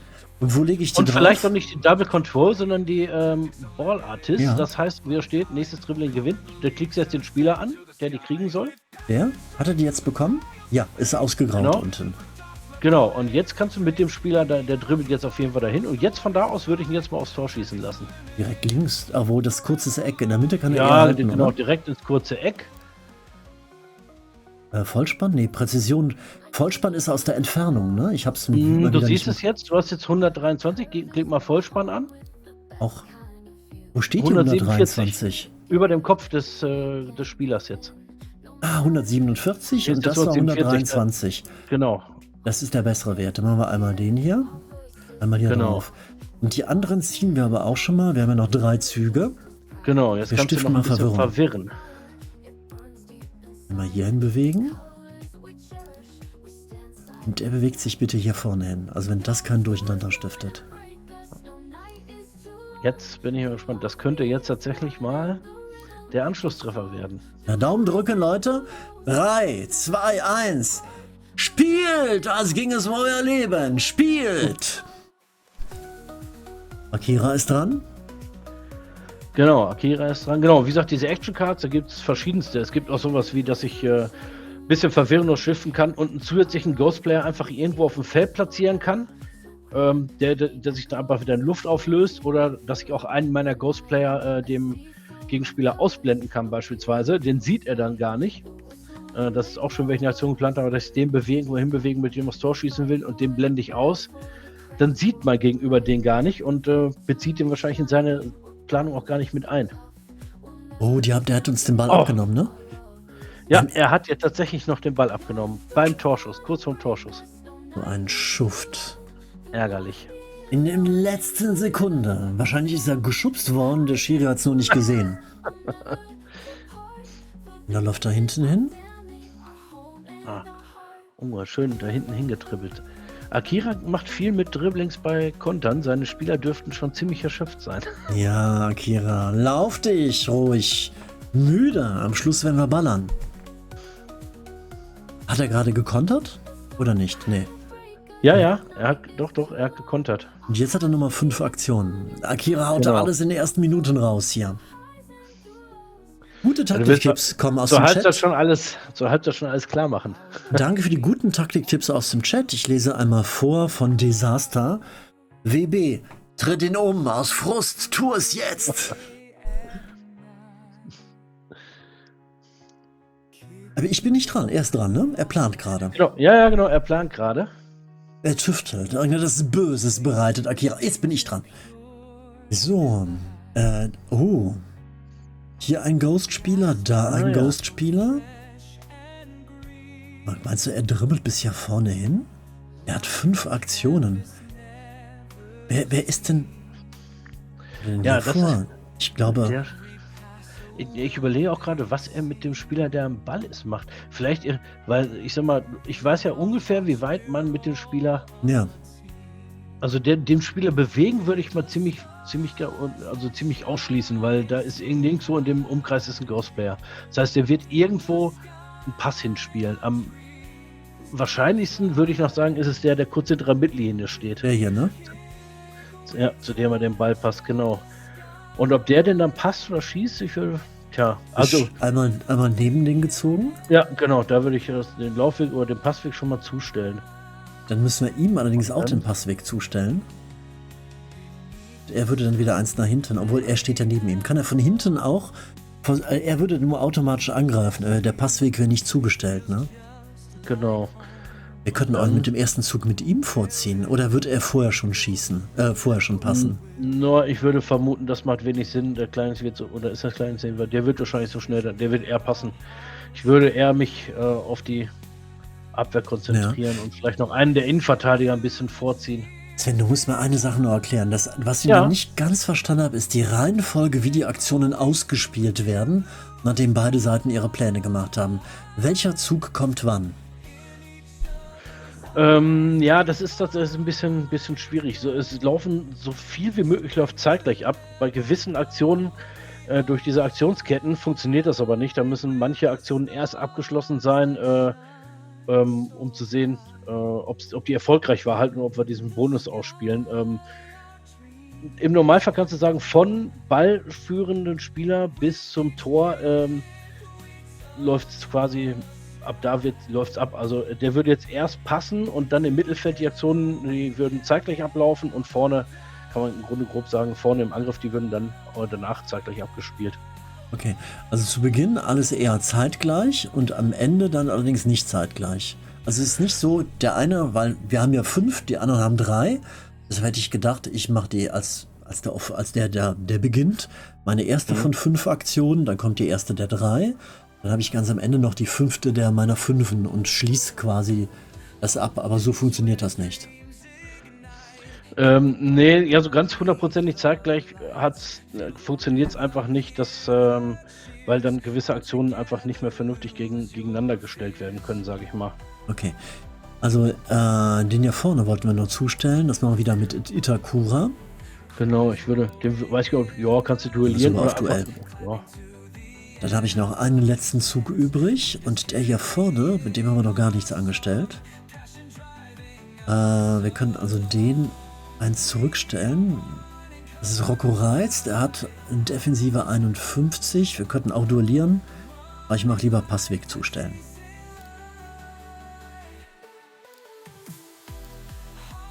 Einmal Zug bestätigen. Dann schauen wir mal. Was ist das Ja, jetzt? sehr gut. Pass direkt abgefangen. Super. Und jetzt kannst du auswählen, ob du kontern möchtest oder ob du deine normale 5 Spielzüge Wir machen die den Akira Konter. wieder. Ich will Da hast du einmal erstmal zeigen, wie Konter 3 Züge für funktioniert. dich. Ja, Akira hat auch schon gekontert, dann darf ich auch kontern. Und jetzt verbrauchen wir den Energiebalken unserer Spieler. Wir machen 3 Aktionen, auf die er nicht reagieren kann. Bei uns geht die Energie runter, Balken oben. Gibt es eine Möglichkeit, dass die Energie während des Spiels wieder ansteigt? Ja, die in gewissen, also in der Halbzeit regeneriert die sich ein bisschen und ansonsten hast du eine Action-Card, da kannst du einen Spieler wieder regenerieren und ansonsten musst du dann halt auswechseln. Die Auswechsel sind jetzt in dieser Version tatsächlich noch nicht mit drin, aber ansonsten gibt es natürlich auch die Möglichkeit, die Spieler zu wechseln. Und wenn die Energie bei 0 ist, gibt es dann erst die negativen Folgen oder auch schon dann, wenn die Energie, sagen wir mal, nur noch bei der Hälfte ist? Nee, es gibt 2 Schritte, wo sie einmal die Auswirkungen haben. Also man kann sagen, immer ungefähr, wenn ein Drittel runter ist, Okay, wird man es auch merken. Also spätestens bei 2 Dritteln wird man es vermutlich auch merken. alles klar. So, dann, wo ist die Pille? Die Pille ist hier vorne, ne? Bei dem Kollegen, bei Florian Neuhaus, oder? Genau. Glaube ja, ne? Das heißt, Florian Neuhaus. Was haben wir noch für der hat Karten? Neuhaus hat einen super Passwert. Den kann er auf jeden Fall auch einen hohen Pass spielen. Der sollte wahrscheinlich mal ankommen, würde ich sagen. Einmal hier vorne hin. Auf Robin Hack. 41. Ja, das wird ankommen. Ist das eine Prozentwahrscheinlichkeit oder ist es einfach nur ein Wert, der um einen Normwert herumtänzelt? Ja, genau. Dann ziehen wir. Tim Klein, den steht ja genial. Der steht recht vielversprechend. Einfach nochmal. Hoher Pass. Wir riskieren es mal einfach. Und Tim Kleindienst ballert ihn aus der Entfernung. Sag mal, der Torwart steht immer in der Mitte, ne? Ja. Also wenn der Ball von links kommt, im richtigen Leben wäre dann das linke Eck das bessere. Hier ist es anscheinend egal, ne? Genau, hier ist es im Moment egal. Also das haben wir tatsächlich, ist so eine Variante, die wir gucken, ob wir das implementieren oder wie wir es sinnvoll implementieren können, dass beispielsweise der Torwart auch mal weiter links oder weiter rechts steht, je nachdem vielleicht, wo der Ball oder wo der Angriff gerade geplant wird. Wir versuchen den Konter. Und Ja, das Risiko besteht darin, Actionkarten war keine passende, ne? genau. Nee, leider nicht. Einmal Zug bestätigen. Wenn alles gut läuft, ist der Ball drin. Wenn es doof läuft, nicht. Ich habe philosophiert. Ende. Flasche leer. Tun Sie es. Tut's, Männer. Rennt, als ging es um euer Leben. Oder irgendwas in der Art. Die wissen wahrscheinlich auch, dass ich eine Wasserpistole habe. Eine Halbzeitpause, um sie zu exekutieren, wenn es nicht geklappt hat. Ab jetzt. Ball kommt an. Mit der Hacke weitergespielt. Start der zweiten Hälfte. Ah, ärgerlich. Halbzeit. Ist der Spielzug abgebrochen worden in der Zeit? Nee, aber der Ball, wie du siehst, der Ball kam bei Kleines ja nicht an. Ein Feld vorher. Der Hack hat es nicht ganz geschafft, den Ball zum Kleines zu passen. Schwarzer Hack hat verhackt. Kurz vor der Halbzeit. Ja. Sehr ärgerlich. Kurze Frage in den Chat. Es steht 2:0 für Leverkusen. Seid ihr der Meinung, wir schaffen das noch oder eher nicht? Was glaubt ihr? Schaffen wir das oder nicht? Bitte ein bisschen Ermutigung für euren WB. Aber ihr könnt natürlich auch spontan noch das Gegenteil schreiben, aber ihr wollt vielleicht nicht erleben, wie ein älterer Mann lauthals beginnt zu flennen. Das ist ein Anblick, den wollt ihr nicht ertragen.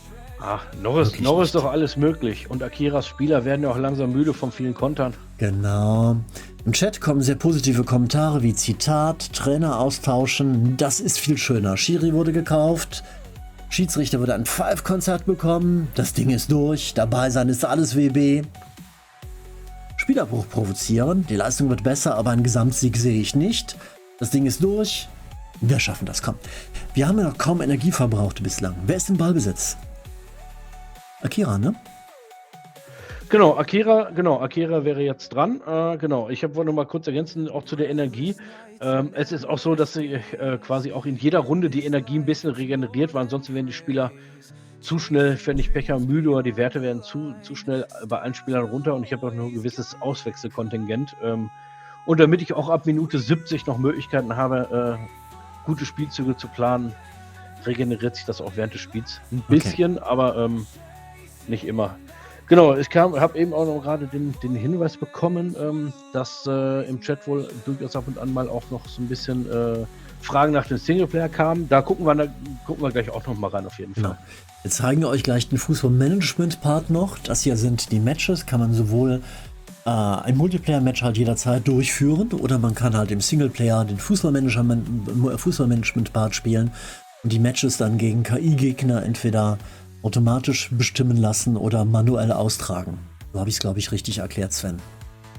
Genau, richtig. Ich spiele entweder selber, ich kann es auch simulieren lassen, dann geht mir der ganze Spielspaß im Match natürlich verloren, aber ist auf jeden Fall durchaus auch möglich. Und es kam eben, ich glaube, ganz irgendwo habe ich auch mal die Frage gelesen, schnelle Matches und irgendwas, ich glaube, mit einer Rangliste. Ja, auch das wird es geben. Es wird auch eine Rangliste, Leaderboards geben, wo ich mich dann quasi mit anderen direkt messen kann. Bruce Kelly geht ins Tackling hier gegen einen eventuell Gegenspieler. Da ist einer, da ist einer. Itakura ist ein super Duellant, Defensivwert 92. Und hier zieht noch einer vor. Wir könnten versuchen, einen Pass. Ja, das kann auch eine Täuschung sein. Ich könnte auch versuchen, Florian Neuhaus daneben zu ziehen, in der Hoffnung, dass er das irgendwie noch abfängt hier. Immer weiter. Ich spiele nach links rüber, jetzt in die Mitte. Und das gerade. Und ja, abgewehrt. Das war ein automatischer Gegenangriff. Aber ärgerlich, der Ball ist wieder beim Leverkusener gelandet. Aber die stehen jetzt ziemlich geknollt da. Mal sehen, aber ich bin gespannt, was er jetzt für einen Zug plant. Der ist grad, ja? Er hat doch gerade gespielt. Warum sind wir wieder dran? Weil er am Ballbesitz ist. Genau, der Ball ist wieder bei ihm gelandet. Dein Spieler hat den Ball abgefangen, aber er ist quasi dem Leverkusen wieder vor die Füße gefallen. Alles klar. Genau, ich lese gerade, Mittelfeldspieler stehen ziemlich planlos rum. Kann man das Anfangsstellungsspiel nicht beeinflussen? Also wahrscheinlich meint er die Ausgangsformation. Ja. Doch, das kann man. Das haben wir jetzt eben nur einmal übersprungen. Zeigen wir gleich. Direkt ins Match kam. Genau, das zeigen wir gleich auch nochmal. Man kann natürlich die Ausstellung, Formationen, man kann alles anpassen. Auch vor Multiplayer-Matches natürlich. Ich will sofort duellieren. Nico Elvedi, Defensivwert 100. Sofort ins Duell drauf. Wenn wir Glück haben, passt das. Wie er setzt sich zur Wehr mit der Ballkontrolle, ne? Victor Boniface. Boniface ist, wenn du das Duell auslöst, ist der Kontrollwert bei dir entscheidend. Ach, so rum war's. Stimmt, Genau. hast mir eben schon mal erklärt. Und defensiv war bei der Verteidigung, genau. Richtig, das heißt, genau. er hat nur einen 59er Wert.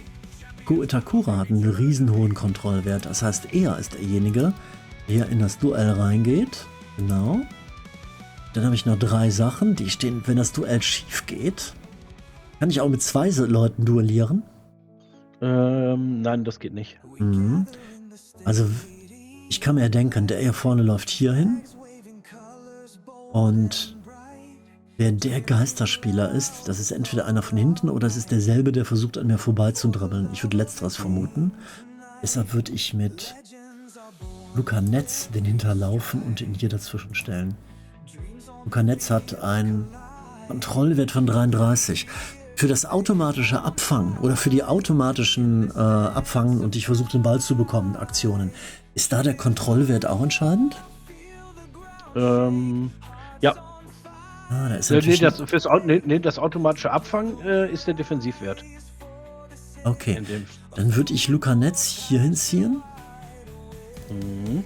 weil ich kann mir nicht vorstellen, dass der Typ, der hier hinten steht, der könnte vielleicht erfolgreich in die Mitte passen und flanken, aber er wird nicht schießen. Wir versuchen es so mal. Ja, ich habe einen Zug übrig, echt? Ja, du Dann hast zieh noch ich einen, mit ja. ihm noch. Joe Skelly hat nur einen Defensivwert, der gut ist. Dann ziehe ich einfach nur neben ihn, auch in einen möglichen Weg rein. Einmal so hin.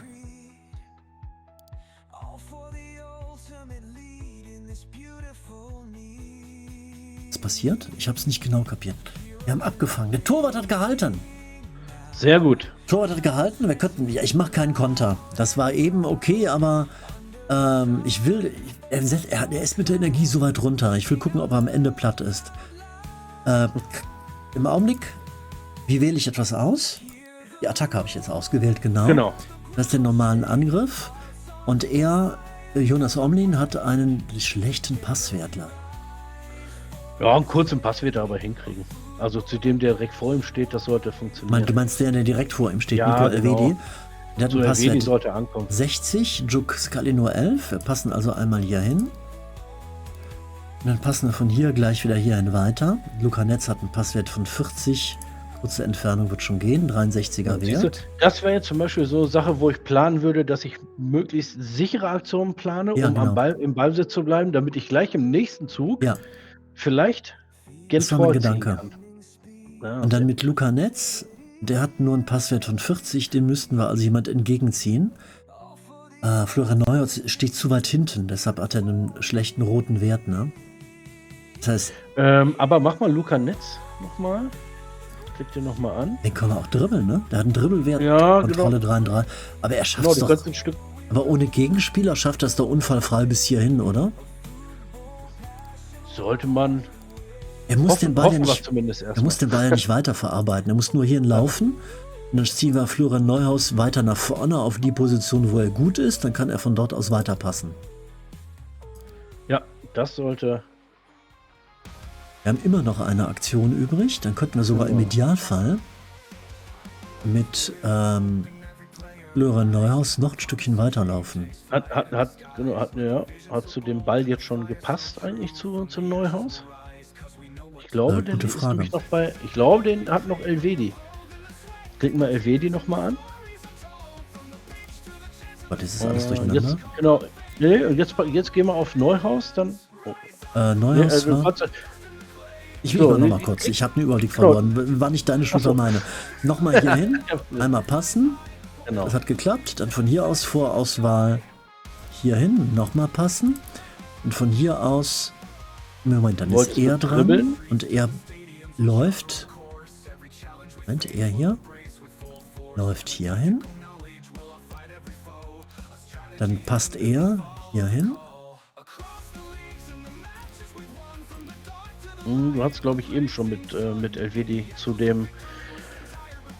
Ist das Netz? Nochmal. Gehen wir mal 2 zurück. Also 1, So, 2, genau. das hat geklappt. Und ihn bewege ich hier hin. Ja, genau. Und jetzt kannst du den Ball Und dahin jetzt passen. ist Luca Netz dran und passt hier vorne hin. Genau.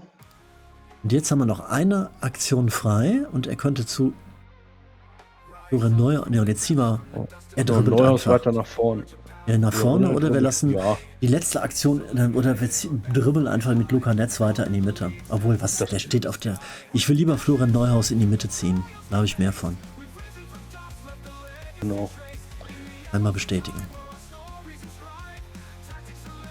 Und? Im Chat fragt Reviduelo, wird es unterschiedliches Wetter geben und wird sich das aufs Spiel auswirken? Wird es tatsächlich.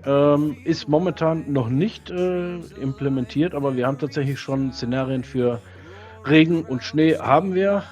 Die können wir eigentlich jederzeit freischalten oder hinzufügen. Wir müssen nur die Auswirkungen noch hinzufügen, weil was nützt das mit dem Wetter, wenn es regnet? Das sollte dann tatsächlich auswirken. Oh, da schön umgegrätscht. Wenn das mal kein Foul war, doch, habe ich doch richtig gesehen.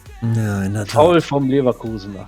Da sieht man auch, Karten sind auch noch nicht implementiert. Die wird es natürlich geben. Es wird auch ein Schiedsrichter auf dem Feld rumlaufen. Den werden wir noch implementieren. Und es wird auch Karten geben, dass quasi so ein Foul von hinten hier durchaus auch mal mit einer Karte geahndet wird. Ball liegt frei. Er zieht Genau, zuerst und wir versuchen Nee, du ziehst, weil du hast den Freistoß zugesprochen bekommen. Ach, ich habe ja Freistoß, Entschuldigung. Und für den Freistoß ist die Präzision beim Direktschuss und für den indirekten Freistoß der Passwert gut. Genau. Aber was mich gerade frustriert, ist, dass Florian Neuhaus rote Werte hat als zentraler Mittelfeldspieler. Das sollte bei dem Standard doch egal sein, oder? Ja, beim Standard ist es egal. So, jetzt haben wir ihn hier drauf. Ah, leider nicht, ne? Guck mal, der hat immer noch rote Werte. Oder ist es ein Anzeigefehler? Ja, das ist wahrscheinlich ein Anzeigefehler, weil er jetzt eigentlich im offensiven Mittelfeld sich auffällt. Für Freistöße sollten wir das dann mal rausnehmen, damit man die Werte wirklich sieht. Genau. Genau, aber ja, jetzt kannst du noch 2 ziehen, glaube ich, ne? Genau. Freiziehen. Also wir spielen nach links. Das heißt, wir ziehen... Itakura steht auf der falschen Stelle. Genau. Also für die Spielrichtung, ich glaube, das habe ich irgendwo auch schon mal gelesen. Genau, wir haben einmal diesen Richtungsbutton, wo man einfach drüber hovern kann, wo man sieht, in welche Richtung spielt man. Und zusätzlich ist natürlich jetzt ungünstig, dass Gladbach tatsächlich weiß auch als Farbe hat, aber die Torpfosten beispielsweise sind auch in den Trikotfarben eingefärbt. Das heißt, schwarz und weiß, in dem Fall siehst du daran, das Weiß ist auch dein Tor. Auf das solltest du möglichst nicht schießen. Genau. Die stelle ich wieder hinten hin. Mhm. Einmal bestätigen. Ist die Gegenseite dran. Also ich habe Ko Itakura mal in die Nähe hingestellt, falls hier irgendwelche verrückte Aktionen stattfinden. Falls der angespielt wird, falls es was gibt oder irgendwas, steht da schon mal in der Nähe von einem Mitspieler. Es ist einmal Akira dran. Genau. Das macht irre viel Spaß. Ich finde das sieht auch so schön, im Englischen würde man sagen, so schön handsome aus. Also, der Look gefällt mir auch gut. Es ist sehr gut lesbar. Abgesehen davon, dass der Ball irgendwie noch ein bisschen größer und dicker sein müsste. Wir sagen mal kurz allen, die neu reingekommen sind, Early Access Start Ende März, ne? Genau. PC only, eventuell auch auf Konsolen, kommt drauf an, kleines Entwicklerteam. Wir haben noch nicht den Management-Part gezeigt, weil ich mich hier so total verballert ins MP-Match. Da gucken wir am Schluss aber auch noch mal kurz rein. Und falls ihr Wishlisten wollt, Liste oben angepinnt. Gerne Wishlisten. Dann bekommt ihr Infos zum Spiel. Vielleicht einen Playtest plant ihr, glaube ich, nicht im Augenblick, ne? Nee, im Moment nicht. Wir haben da so eine kleine Gruppe, die momentan fest ist, aber kann durchaus sein, dass immer wieder was kommt. Also gerne dem Discord auch beitreten. Da werden wir dann sicherlich mal wieder irgendwann mal wieder einen Aufruf starten, wo man dann auch quasi in die Testgruppe mit aufgenommen werden kann. Genau, ich habe auch noch mal irgendwo gelesen, sieht man irgendwo, dass der Gegner dran ist, was losgeht. Also zum einen, wir spielen jetzt tatsächlich, das muss man mal sagen, wir spielen jetzt komplett ohne Timer, um ein bisschen mehr Zeit zu haben für die Aktion, das ein bisschen zu erklären können. Natürlich ist nachher ein Timer möglich einzustellen in Multiplayer-Matches, ansonsten geht so ein Spiel gut und gerne auch mal über eine Stunde. Das ist beim Multiplayer dann doch für die meisten eher etwas viel. Ja.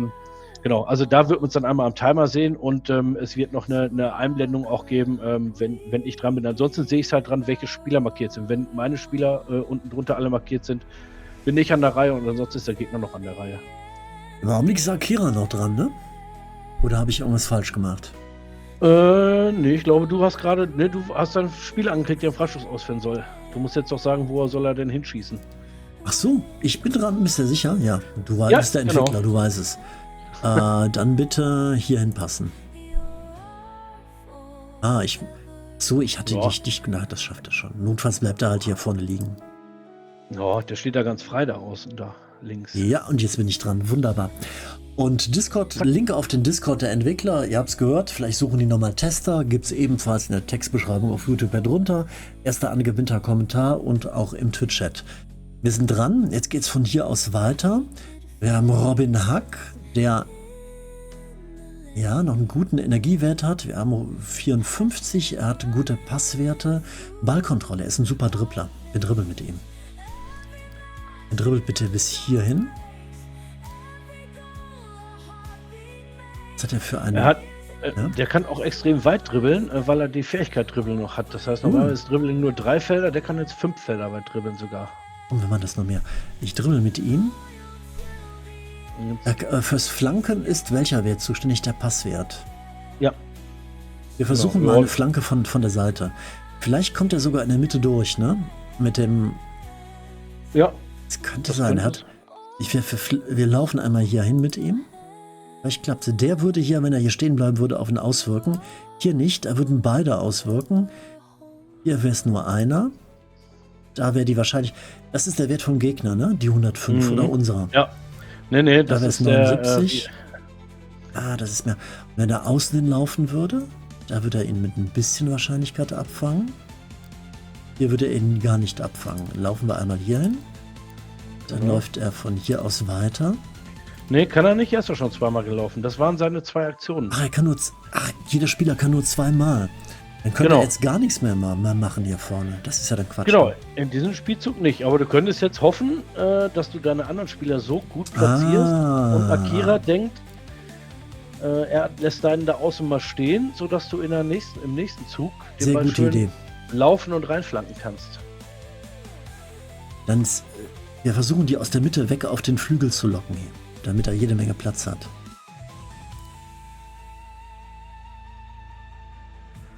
Bewegen schafft er da auf jeden Fall.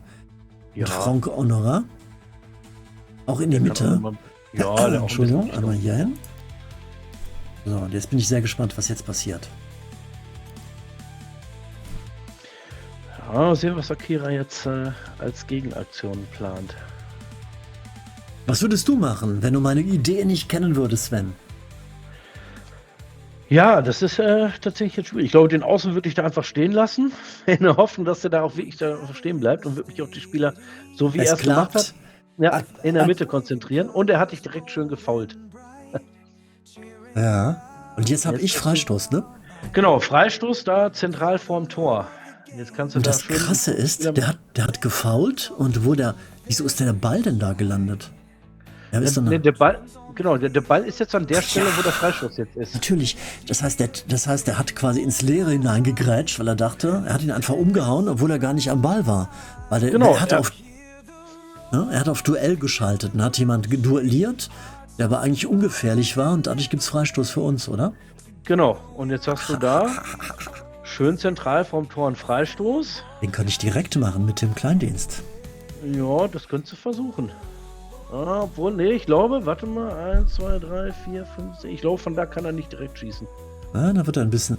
Und er kann selber auch nicht dribbeln. Er muss den Ball einmal vorlegen und dann zurückbekommen. Genau. Ne? Das wäre tatsächlich möglich. Machen wir das. Das heißt, jetzt müssen wir die Leute nur positionieren, ne? Genau, jetzt kannst du noch die zwei Spieler weiter gut positionieren.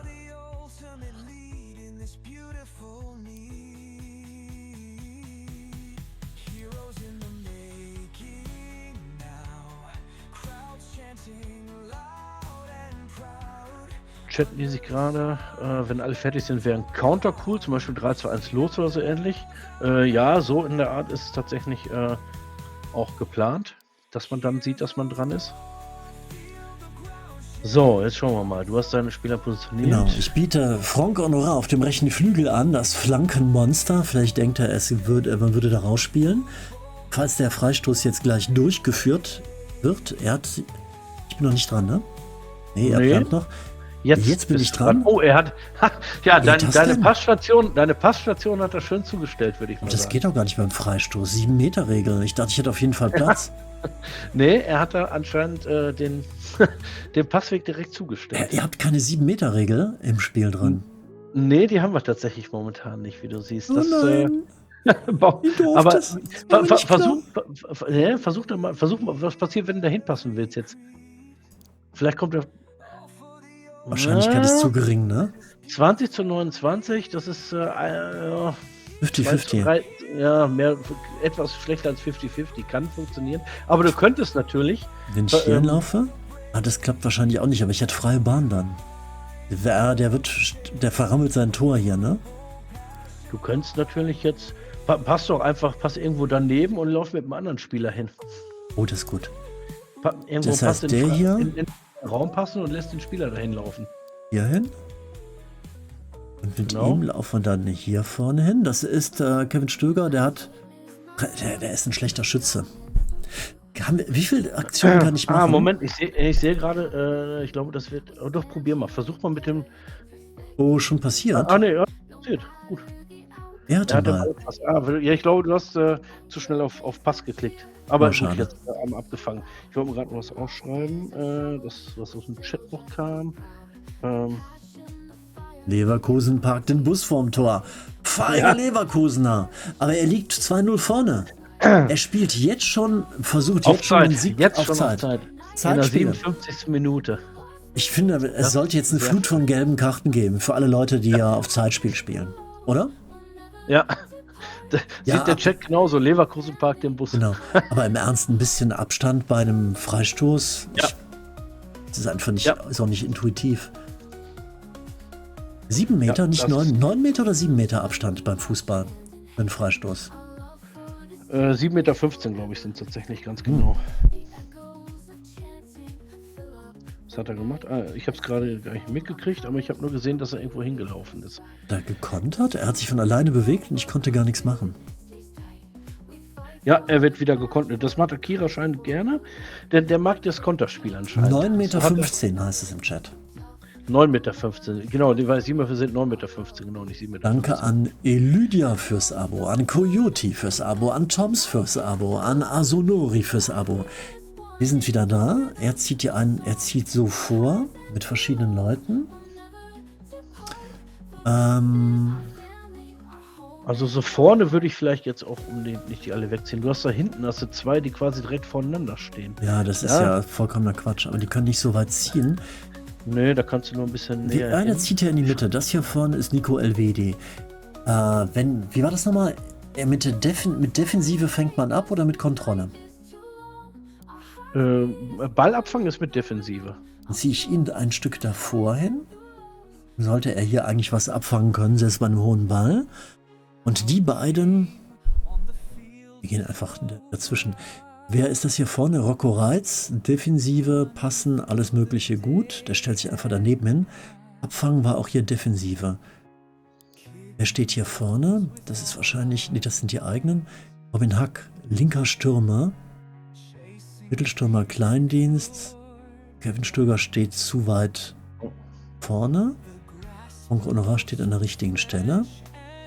Der Neuhaus steht viel zu weit hinten. Der kann einmal hier ins Vorziehen.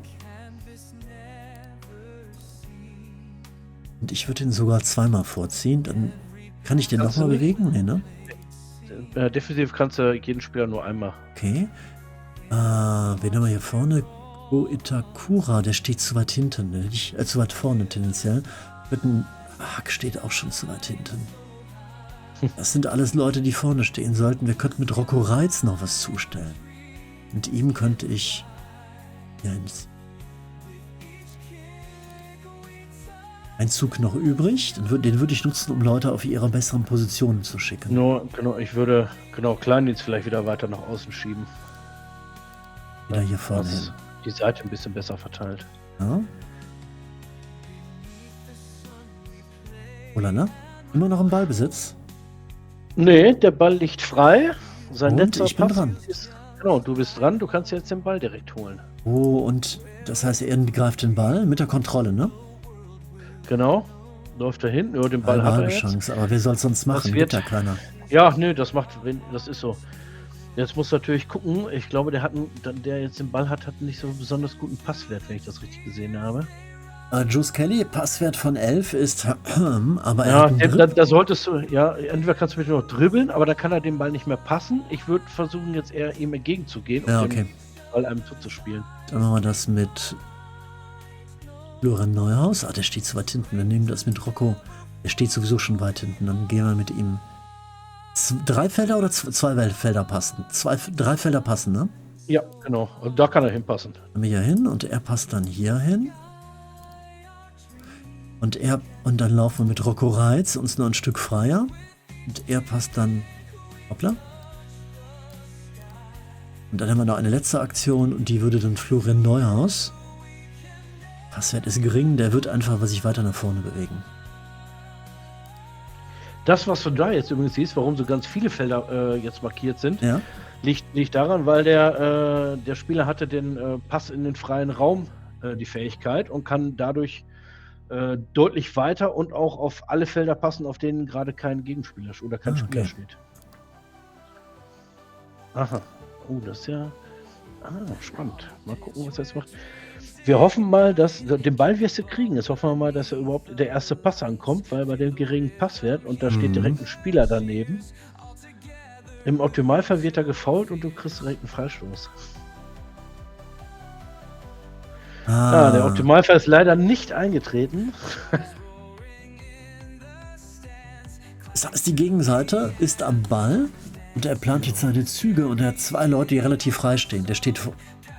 Wo ist denn unser bester Verteidiger? Aber geh noch mal gerade über guck mal, die Spieler von Akira. Doch, die Energie, das ist Energie okay. geht bei denen. Ja, das geht tatsächlich. Victor Boniface. Ja, der ist schon, da sieht Boniface. man, der hat schon ein bisschen, genau. Aber so ein paar on Fireless, oh, er hat schon was geplant. Was macht er? So, was plant er?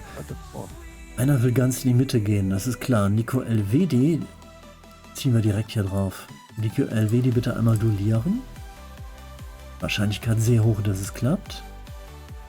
Jetzt zieht einer. Joe Kelly hat einen Defensivwert von 70 und einen Kontrollwert von 38. Wenn man im Duell ist der Kontrollwert, wenn man reingeht, entscheidend. Florian Neuhaus, Ko Itakura. Wir stellen einfach die Wege zu hier.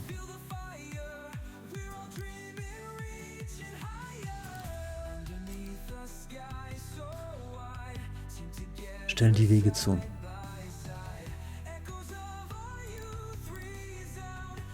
Ich klicke mal ein bisschen schneller, aber wir wollen den Management-Part auch noch mal kurz zeigen. Ball abgefangen. Wunderbar. Ja, komm, 69. Minute, wir suchen den Konter. Genau, Und wir passen mit Nico Elvedi, Passwert 53, einmal hier hin. Wahrscheinlichkeit, wir haben 3 gegen 1 quasi, dass es durchkommt, sollten wir schaffen. Dann passt ein Ko Itakura, hat einen sehr niedrigen Passwert, aber einen hohen Ballkontrollwert. Er kann ruhig einmal laufen. Dann haben wir noch eine weitere Aktion. Florian Neuhaus steht auf der falschen Position, den schicken wir eins nach vorne. Und Genau. das führen wir jetzt einmal durch. Dagegen kann er sich nicht zur Wehr setzen, das hat geklappt. Jetzt sind wir dran und haben 5 Züge, jetzt kann er sich zur Wehr setzen. Und das ist kürzeste Entfernung, der Pass sollte eigentlich ankommen. Einmal hier hin. Florian Neuhaus, Ballkontrolle ist gering, er hat immer noch eine schlechte Position. Aber der kann weit dribbeln. Den kannst du erstmal weit dribbeln lassen, bevor er Den den schicken Ball wir passt. hier vorne hin. Dann haben wir noch 3 weitere Aktionen. Wir haben Tim Kleindienst, der auf der optimalen Position steht.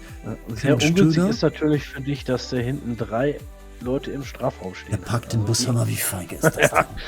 Jeglicher Torschuss wird wahrscheinlich im Sande versinken. Da. Das ist so peinlich hier. Im Ernst. Was kommt das nächste? Dass alle 3 sich auf den Boden legen oder was? Oder dass die Pappkameraden mitbringen. Ich könnte mir vorstellen, dass sie wirklich Ziegelsteine mitbringen und da wirklich eine richtige Mauer bauen mit einer Mauerkelle. Das ist echt unfassbar hier. Kevin Stöger, wir bringen erstmal noch mehr Leute in Position. Kevin Stöger ist von hier aus besser. Was der kann, kann ich auch. Und dann schicken wir von hier aus einmal hier drauf. Der sollte nur eine Aktion haben, ne? Ja. 2 Züge übrig. Dann ziehen wir den Kollegen. Hat das gerade geklappt, das letzte? Ja, ne? Ja. Kevin Stöger. Sieht so aus. Wo ist Robin Hack? Hier vorne. Robin Hack. Einfach hier hinlaufen. Und wir ziehen Kevin Stöger auf eine bessere Position. Offensives Mittelfeld. Weißt du, ob das hier ist? Ja, das ist da. Es wäre cool, wenn man irgendwie noch ein Overlay einblenden könnte mit einem Shortcut, der einem die Zonen anzeigt. Weißt du, was ich meine? Ja, weiß ich. Einmal hier vorne hin. Einmal Zug bestätigen.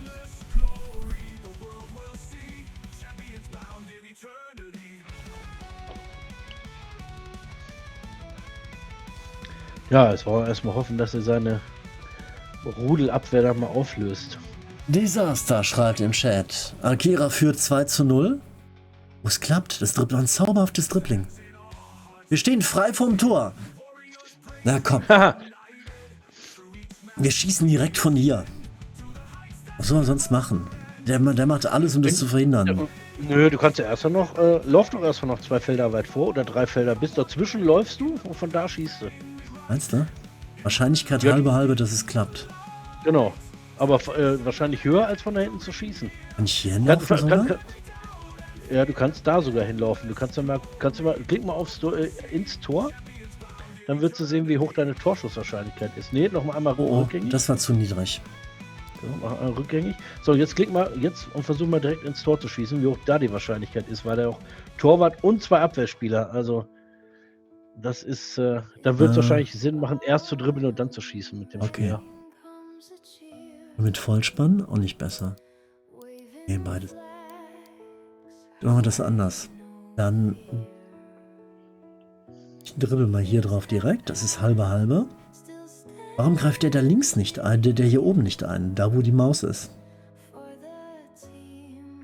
Der sollte eigentlich auch angreifen. Könnte sein, dass ein Anzeigefehler ist. Eigentlich sollte der auch agieren. Und wenn ich ihn mal hier hinziehen würde, dann würde niemand eingreifen erstmal, ne? Aber Genau, die duellieren sofort. Die wissen ja, der kommt hier.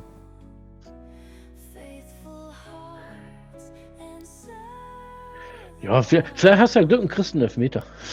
Oh ja, ich will einen Elfmeter. Beides ist gleich gut. Machen wir einmal Vollspann. Und mit den anderen stiften wir Verwirrung.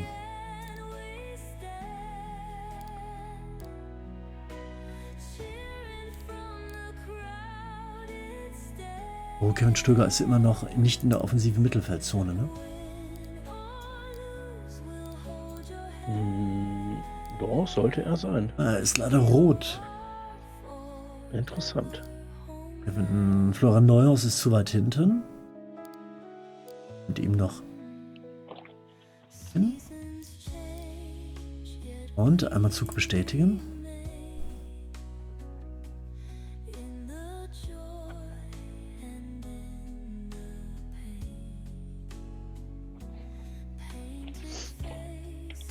So. Wie das fragt, was schätzt du, wie viele Stunden Akira das Spiel schon gezockt hat? Ja, ich kann schlecht einschätzen. Also er ist ja bei uns auch mit in der Testgruppe. Also ich habe, glaube ich selber glaube ich habe zweimal mit ihm gespielt gegen ihn. Und ich weiß, dass er 1-2 Mal mit anderen Testern gespielt hat. Ob die sich zwischendurch zum Test noch verabredet haben, weiß ich natürlich auch nicht. Oder ob er so in seiner Freizeit einfach einen Singleplayer-Modus mal ein paar Matches gemacht hat. Aber ja, ich würde mal sagen, er hat auf jeden Fall WB gegenüber einen Vorteil, was die Aktionen und möglichen Aktionen betrifft. So, Akira denkt nach. Den spielt er auch schön aus, wie man sieht. Führt 2-0 und macht hinten dicht.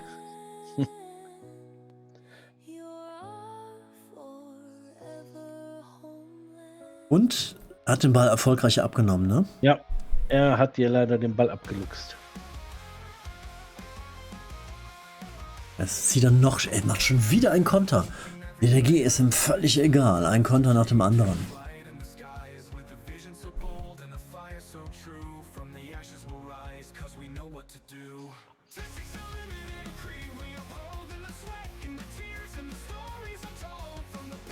Ärgerlich ist jetzt, das wäre natürlich eine gute Action-Card für dich jetzt gewesen. Es gibt auch eine Action-Card beispielsweise, die nennt sich Schwalbenkönig. Oh. Wenn du die dem Kleindienst gegeben hättest und der jetzt ins Duell gegangen wäre, beziehungsweise so es Akira gemacht hat, dann hätte auf jeden Fall dein Schwalbenkönig das Duell gewonnen und du hättest Elfmeter bekommen. Der Schiedsrichter fällt nämlich dann drauf rein. Diese Karte gilt für die nächsten 5 Runden übrigens. Oder wenn du dem für 5 Runden gleich, krass. Genau, für 5 Runden gilt die und wenn er innerhalb von 5 Runden innerhalb des Strafraums irgendwann mal duelliert wird, kriegt er auf jeden Fall einen Elfmeter. Archangel wünscht sich eine Art Ereignis- oder Ergebniskommentar, also anscheinend einen schriftlichen oder einen mündlichen Kommentar, der aus irgendwelchen Versatzstücken kreiert wird und das Geschehen auf dem Platz kommentiert. Bin super cool, aber auch aufwendig, ne?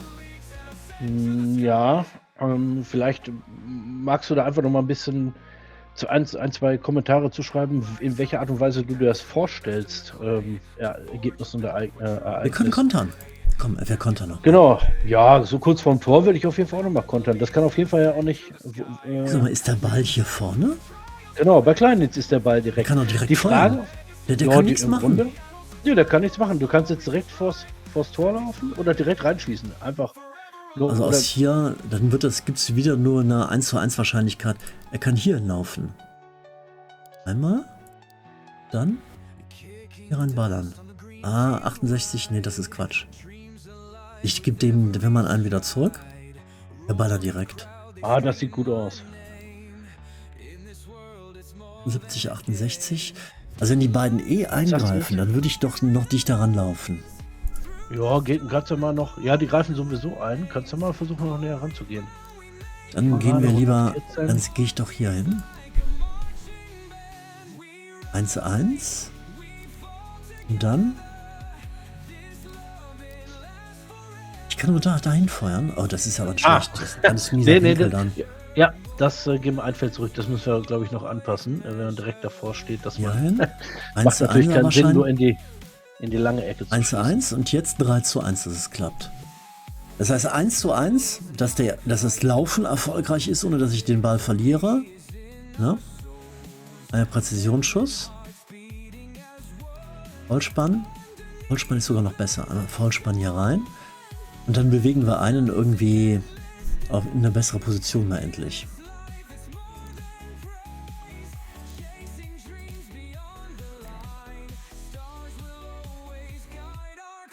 Hat den Ball abgenommen. 1:1 und den Ball abgenommen. Scheibencluster. Ja, Sag mal, wir wollen ja auch den Management-Part zeigen. Ich finde, die Leute, sollen wir mal. Weil das Spiel ist quasi in 3 Spielzügen rum. Wir sind schon 84 Minuten. Ich Okay. würde vermuten, jetzt ist Akira noch einmal. Dann Der hat ziehen noch wir mal mal ein versucht zu bisschen kontern. Ja, das schneller. ist jetzt letzte Aktion jetzt für dich. Okay, na dann mache ich das schnell. Einmal, ist das Freistoß? Nee, einmal den Ball sicher holen. Genau. Dann einmal hierhin. Wer ist das hier vorne? Kevin Stöger. Ist das hier links? Robin Hack. Moment, wie wähle ich einen ab? Den nochmal anklicken. Jetzt den hier anklicken und hier hinlaufen. Nee. Komm, ich mache mal einfach jetzt hier. Einmal hier vorne hin.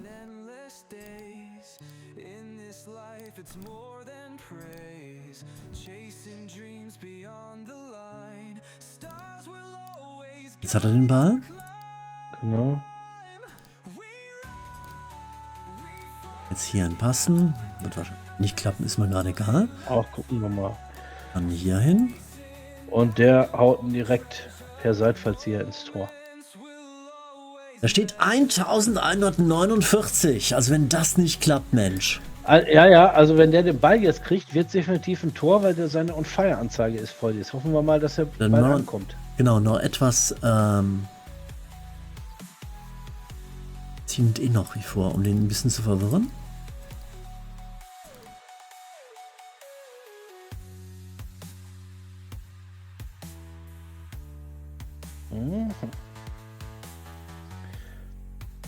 Ja, ich bin gespannt. Wenn der Ball jetzt bei Kleindienst ankommt, ist er drin. Ne, Schön wäre es er hat dich gewesen. nochmal gefoult, aber jetzt kannst du noch einmal gerade einen Freischuss ausführen und dann ist sowieso vorbei.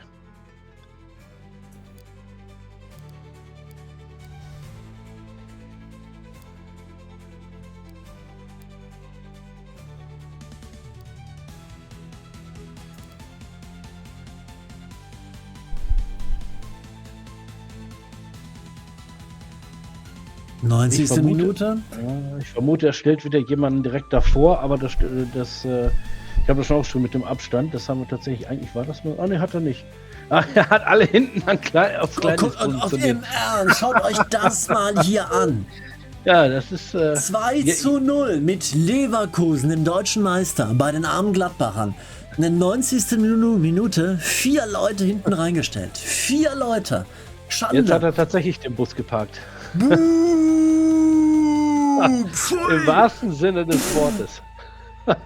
Geht ja gar nicht. Also echt. Schande. Unfassbar. Ja, mal gucken, ob du noch. Match. Ja, 2-0 verloren. Gut, Naja, so ist das. ist so. So, jetzt zeigen wir aber ganz schnell den Fußballmanager-Part Genau. noch. Wir gehen hier einmal raus, wir gehen einmal rein in Einzelspiel. Das Tutorial zeigen wir nicht. Und ganz schnell Coaching, weil die Leute sind alle schon etwas müde. Genau, jetzt sagst du ein neues Spiel. Einfach. Ja. Genau, Und gibst wir deine geben uns Managerdaten einen schicken ein. Namen, wie zum Beispiel Writing. Cool. Genau, Deutschland, Nationalität, Geburtsdatum. Geburtsdatum. Ja, Geburtsdatum Ja, passt das schon. Ganze. Ja, wir nehmen, also ich will mein Geburtsdatum nicht verraten, aber wir nehmen mal zumindest mal das richtige Jahr mal. Dann Nation des Lieblingsvereins Deutschland, Lieblingsverein Fohlen. Die haben ja gerade toll gespielt. Leverkusen nehme ich nicht. Das ist unter meiner Würde. Einmal Mönchengladbach, einmal weiter. Genau. Achso, das sind die verschiedenen Spielmodi. Man kann sich auch Angebote machen lassen, ne? Genau, gibt halt den Verein direkt wählen, mit dem du starten willst, oder zufällige Angebote, oder es wird auch eine Möglichkeit geben, einen eigenen Verein zu Das gründen wär und cool. mit dem quasi dann Wo startet man denn bei Loszulegen. Verein gründen, Sven? dann jeweils in dem Land jeweils der untersten Liga. Cool. Das finde ich am schönsten. Einmal starten bitte, einmal auf Weiter geklickt. Genau.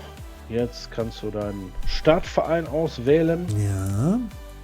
Also momentan hast du hier tatsächlich alle Vereine automatisch drin. Es gibt natürlich eine Selektion dann nachher noch für die jeweiligen Ligen. So, jetzt bist du in deiner Saisonvorbereitung, wo du einmal deine Ticketpreise festlegen kannst. Da gibt es momentan noch keine Unterscheidung zwischen Steh- oder Sitzplatz, ist eigentlich egal. Wenn du bei Sponsor kannst du auf Auswählen gehen und kannst dir kannst du Sponsorenangebote raussuchen, die da in dem, hier steht noch nicht der Festbetrag drin, die kriegen alle einen Festbetrag und geben noch 2 Boni.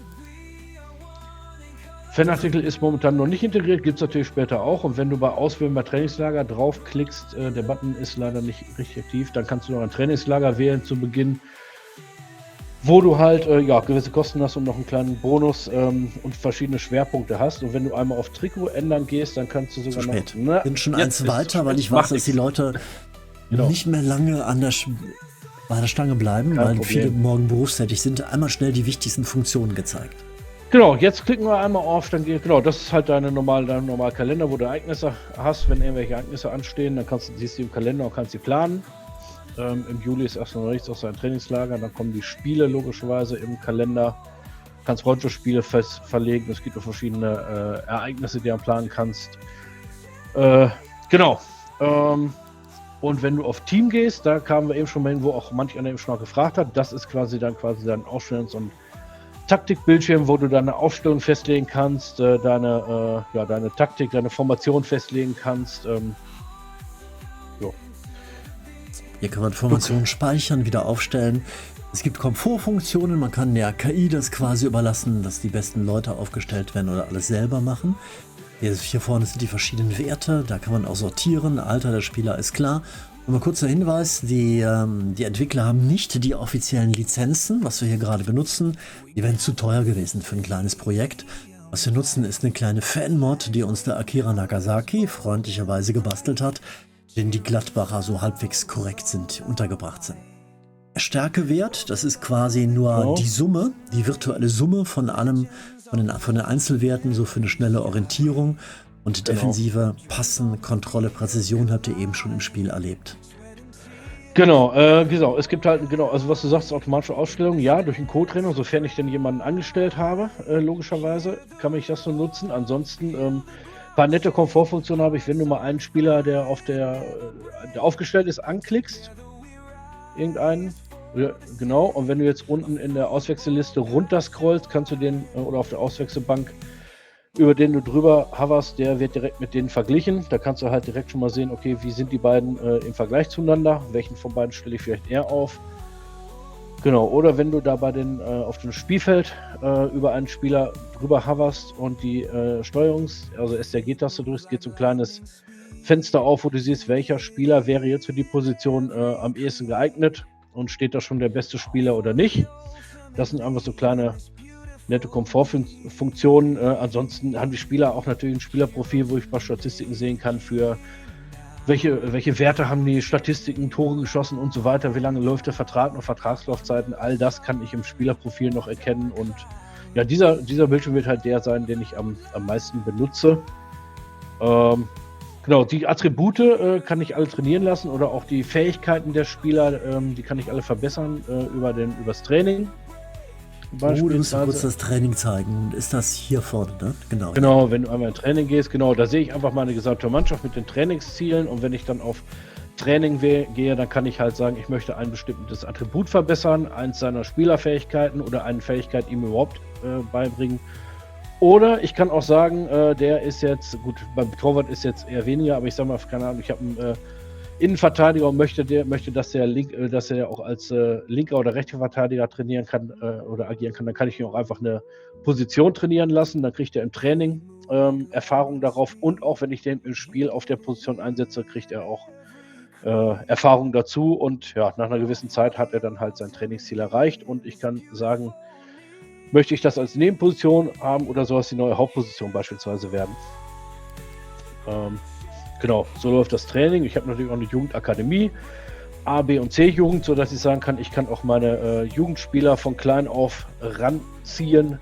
Man sieht es in der C-Jugend, haben wir erstmal noch Mannschaftsteile, in denen die spielen. Da sind nicht so genau festgelegt und sobald die in der A-Jugend sind, haben wir auch schon feste Positionen, auf denen sie spielen. Die kann ich auch trainieren lassen, auch auf verschiedene Attribute oder Fähigkeiten. Man sieht links, es hat auch Auswirkungen, ob ich einen Jugendtrainer habe, wie viele Jugendtrainer ich habe, wie weit meine Jugendakademie ausgebaut ist. Das hat übrigens auch auf das normale Spielertraining Auswirkungen, inwieweit ich dann meine Infrastruktur ausgebaut habe oder wie gut die Mitarbeiter sind beispielsweise. Genau. Also dieser Bereich wird komplett auch in der Version jetzt dann schon mit drin sein, dass ich meine Spieler trainieren kann, Spieler entwickeln, meine Jugendspieler ranzüchten. Ich werde Matches machen können. Also in einer Saison ist es jetzt momentan erstmal so, dass ich sagen kann, um da reinzukommen, habe ich glaube, sind es ein Spiel im Monat, ein Match im Monat, was ich halt selber spielen kann, oder ich kann es so simulieren lassen. Dann bin ich in einer neuen Saison und kann aber tatsächlich trainieren. Alles, das läuft ganz normal und kann auch meine Jugendspieler in die erste Mannschaft holen dann für die nächste Saison, um mit denen zu spielen und so weiter. Ansonsten, ja, wenn du mal auf Transfers gehst, sieht man, was auf jeden Fall nach und nach dazu kommt, ist das Team mit meine Verträge der Spieler, die Transferliste und Scouting. Ich kann natürlich auch Scout-Aufträge rausgeben, um zu sagen, such mir mal neue passende Spieler für irgendeine Position, weil ich habe im Mittelfeld keine guten Spieler mit vernünftigen Passwerten und will nicht so lange trainieren. Kann auch unpassende Spieler verkaufen. Das ist tatsächlich momentan noch nicht integriert, weil da tatsächlich das gesamte das Programmiertechnische noch nicht mit dem Grafischen im Vordergrund verknüpft ist. Und ansonsten, ja, wie man zum Fußball. Ja? Genau. Dann haben wir oben noch den Verein hier vorne.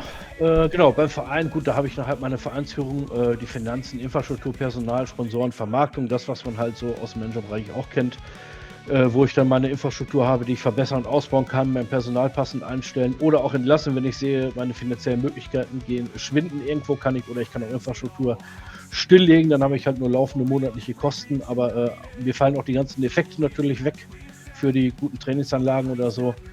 Genau, und bei Finanzen, ja, da sehe ich halt meine Kosten. Also es ist, wie gesagt, alles sehr, es ist etwas rudimentärer hier, es ist alles wichtig drin, das hat auch alles, greift ineinander, hat auch alles Auswirkungen, aber es ist kein Mikromanagement, dass ich jetzt bis ins kleinste Detail alles wirklich managen muss, weil der Hauptaugenmerk natürlich hier eher auf dem Spiel liegt, aber alles, was zum Manager rundherum dazugehört, ist auf jeden Fall auch mit integriert. Wie gesagt, alles, was ich so aus dem Manager kenne. Wie gesagt, Fanartikel, beim Fanartikel hat man nachher auch bei Vermarktung. Das generiert natürlich alles auch Einnahmen. Genau, der Manager, da werde ich die Möglichkeit haben, auch mein Profil zu sehen, welche Erfolge habe ich, wie lange läuft mein Vertrag noch, Vereinswechsel sind möglich beispielsweise. Ja, und bei den Statistiken, das sind die übrigen Statistiken wie die Tabellen für Liga, Pokal, internationale Wettbewerbe, Länderwertung und ansonsten, was sonst so weitere Statistiken, Torjäger und was sonst man halt so aus den Managern kennt. Genau, Stadionausbau sehe ich gerade im Chat, ja, ist auch möglich. Das fällt unter Infrastruktur. Ich habe verschiedene Ausbaustufen, wo ich da mein Stadion ausbauen kann. Natürlich je größer, desto mehr Zuschauer kommen. Ich kann meine Trainingsanlagen verbessern. Ich kann meine Jugendabteilung verbessern. Ich kann auch theoretisch meine Sponsoring verbessern. Das heißt, je größer meine Sponsoring Infrastruktur, desto mehr Fanartikel kann ich vermarkten. Auch das wird alles möglich sein. Wie gesagt, auch das Personal dementsprechend. Ich kann auch gewisses Personal zum Beispiel erst einstellen, wenn ich eine gewisse Ausbaustufe der Infrastruktur erreicht habe. Ja, im Großen und Ganzen, genau. Dann spiele ich halt die Saison und am Ende bin ich erfolgreich oder weniger erfolgreich, bleibe in der Liga, steige ab, steige auf, wie auch immer, und dann geht es quasi in der zweiten Saison los. Trikot-Dito hat man jetzt eben nicht gesehen, aber ja, auch das wird möglich sein, weil ich glaube ich irgendwo mal eben gesehen habe. Ich kann auch meine Trikots gestalten. Ja. Das ist Tactics Unlimited. Release irgendwann voraussichtlich Ende März 2025 startet in Early Access. Die Funktionen sollen, die gerade alle aufgelistet worden sind von uns, gezeigt worden oder aufgelistet worden sind von Sven, sind in der Full Release Version spätestens enthalten. Es kommt erstmal eine Early Access Version. Das hier entspricht etwa der aktuellen Arbeitsversion der Entwickler. Ein paar der Features sind halt noch nicht drin enthalten. Aber die wichtigen Features, die es geben, sind in der Early Access Version drin. Also die einen das bereits spielen lassen können im Singleplayer. Und es gibt halt parallel dazu immer die Möglichkeit für Multiplayer-Matches. Das sind quasi die beiden Sachen, die man mit dem Spiel anfangen kann.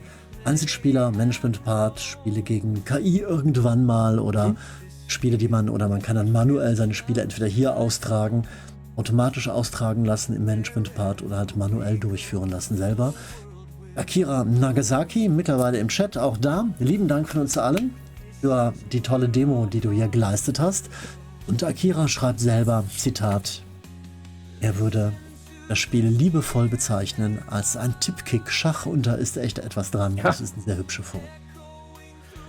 Genau.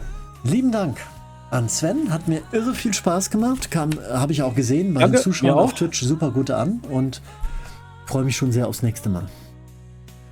Ja, ich mich auch. Sehr gerne wieder.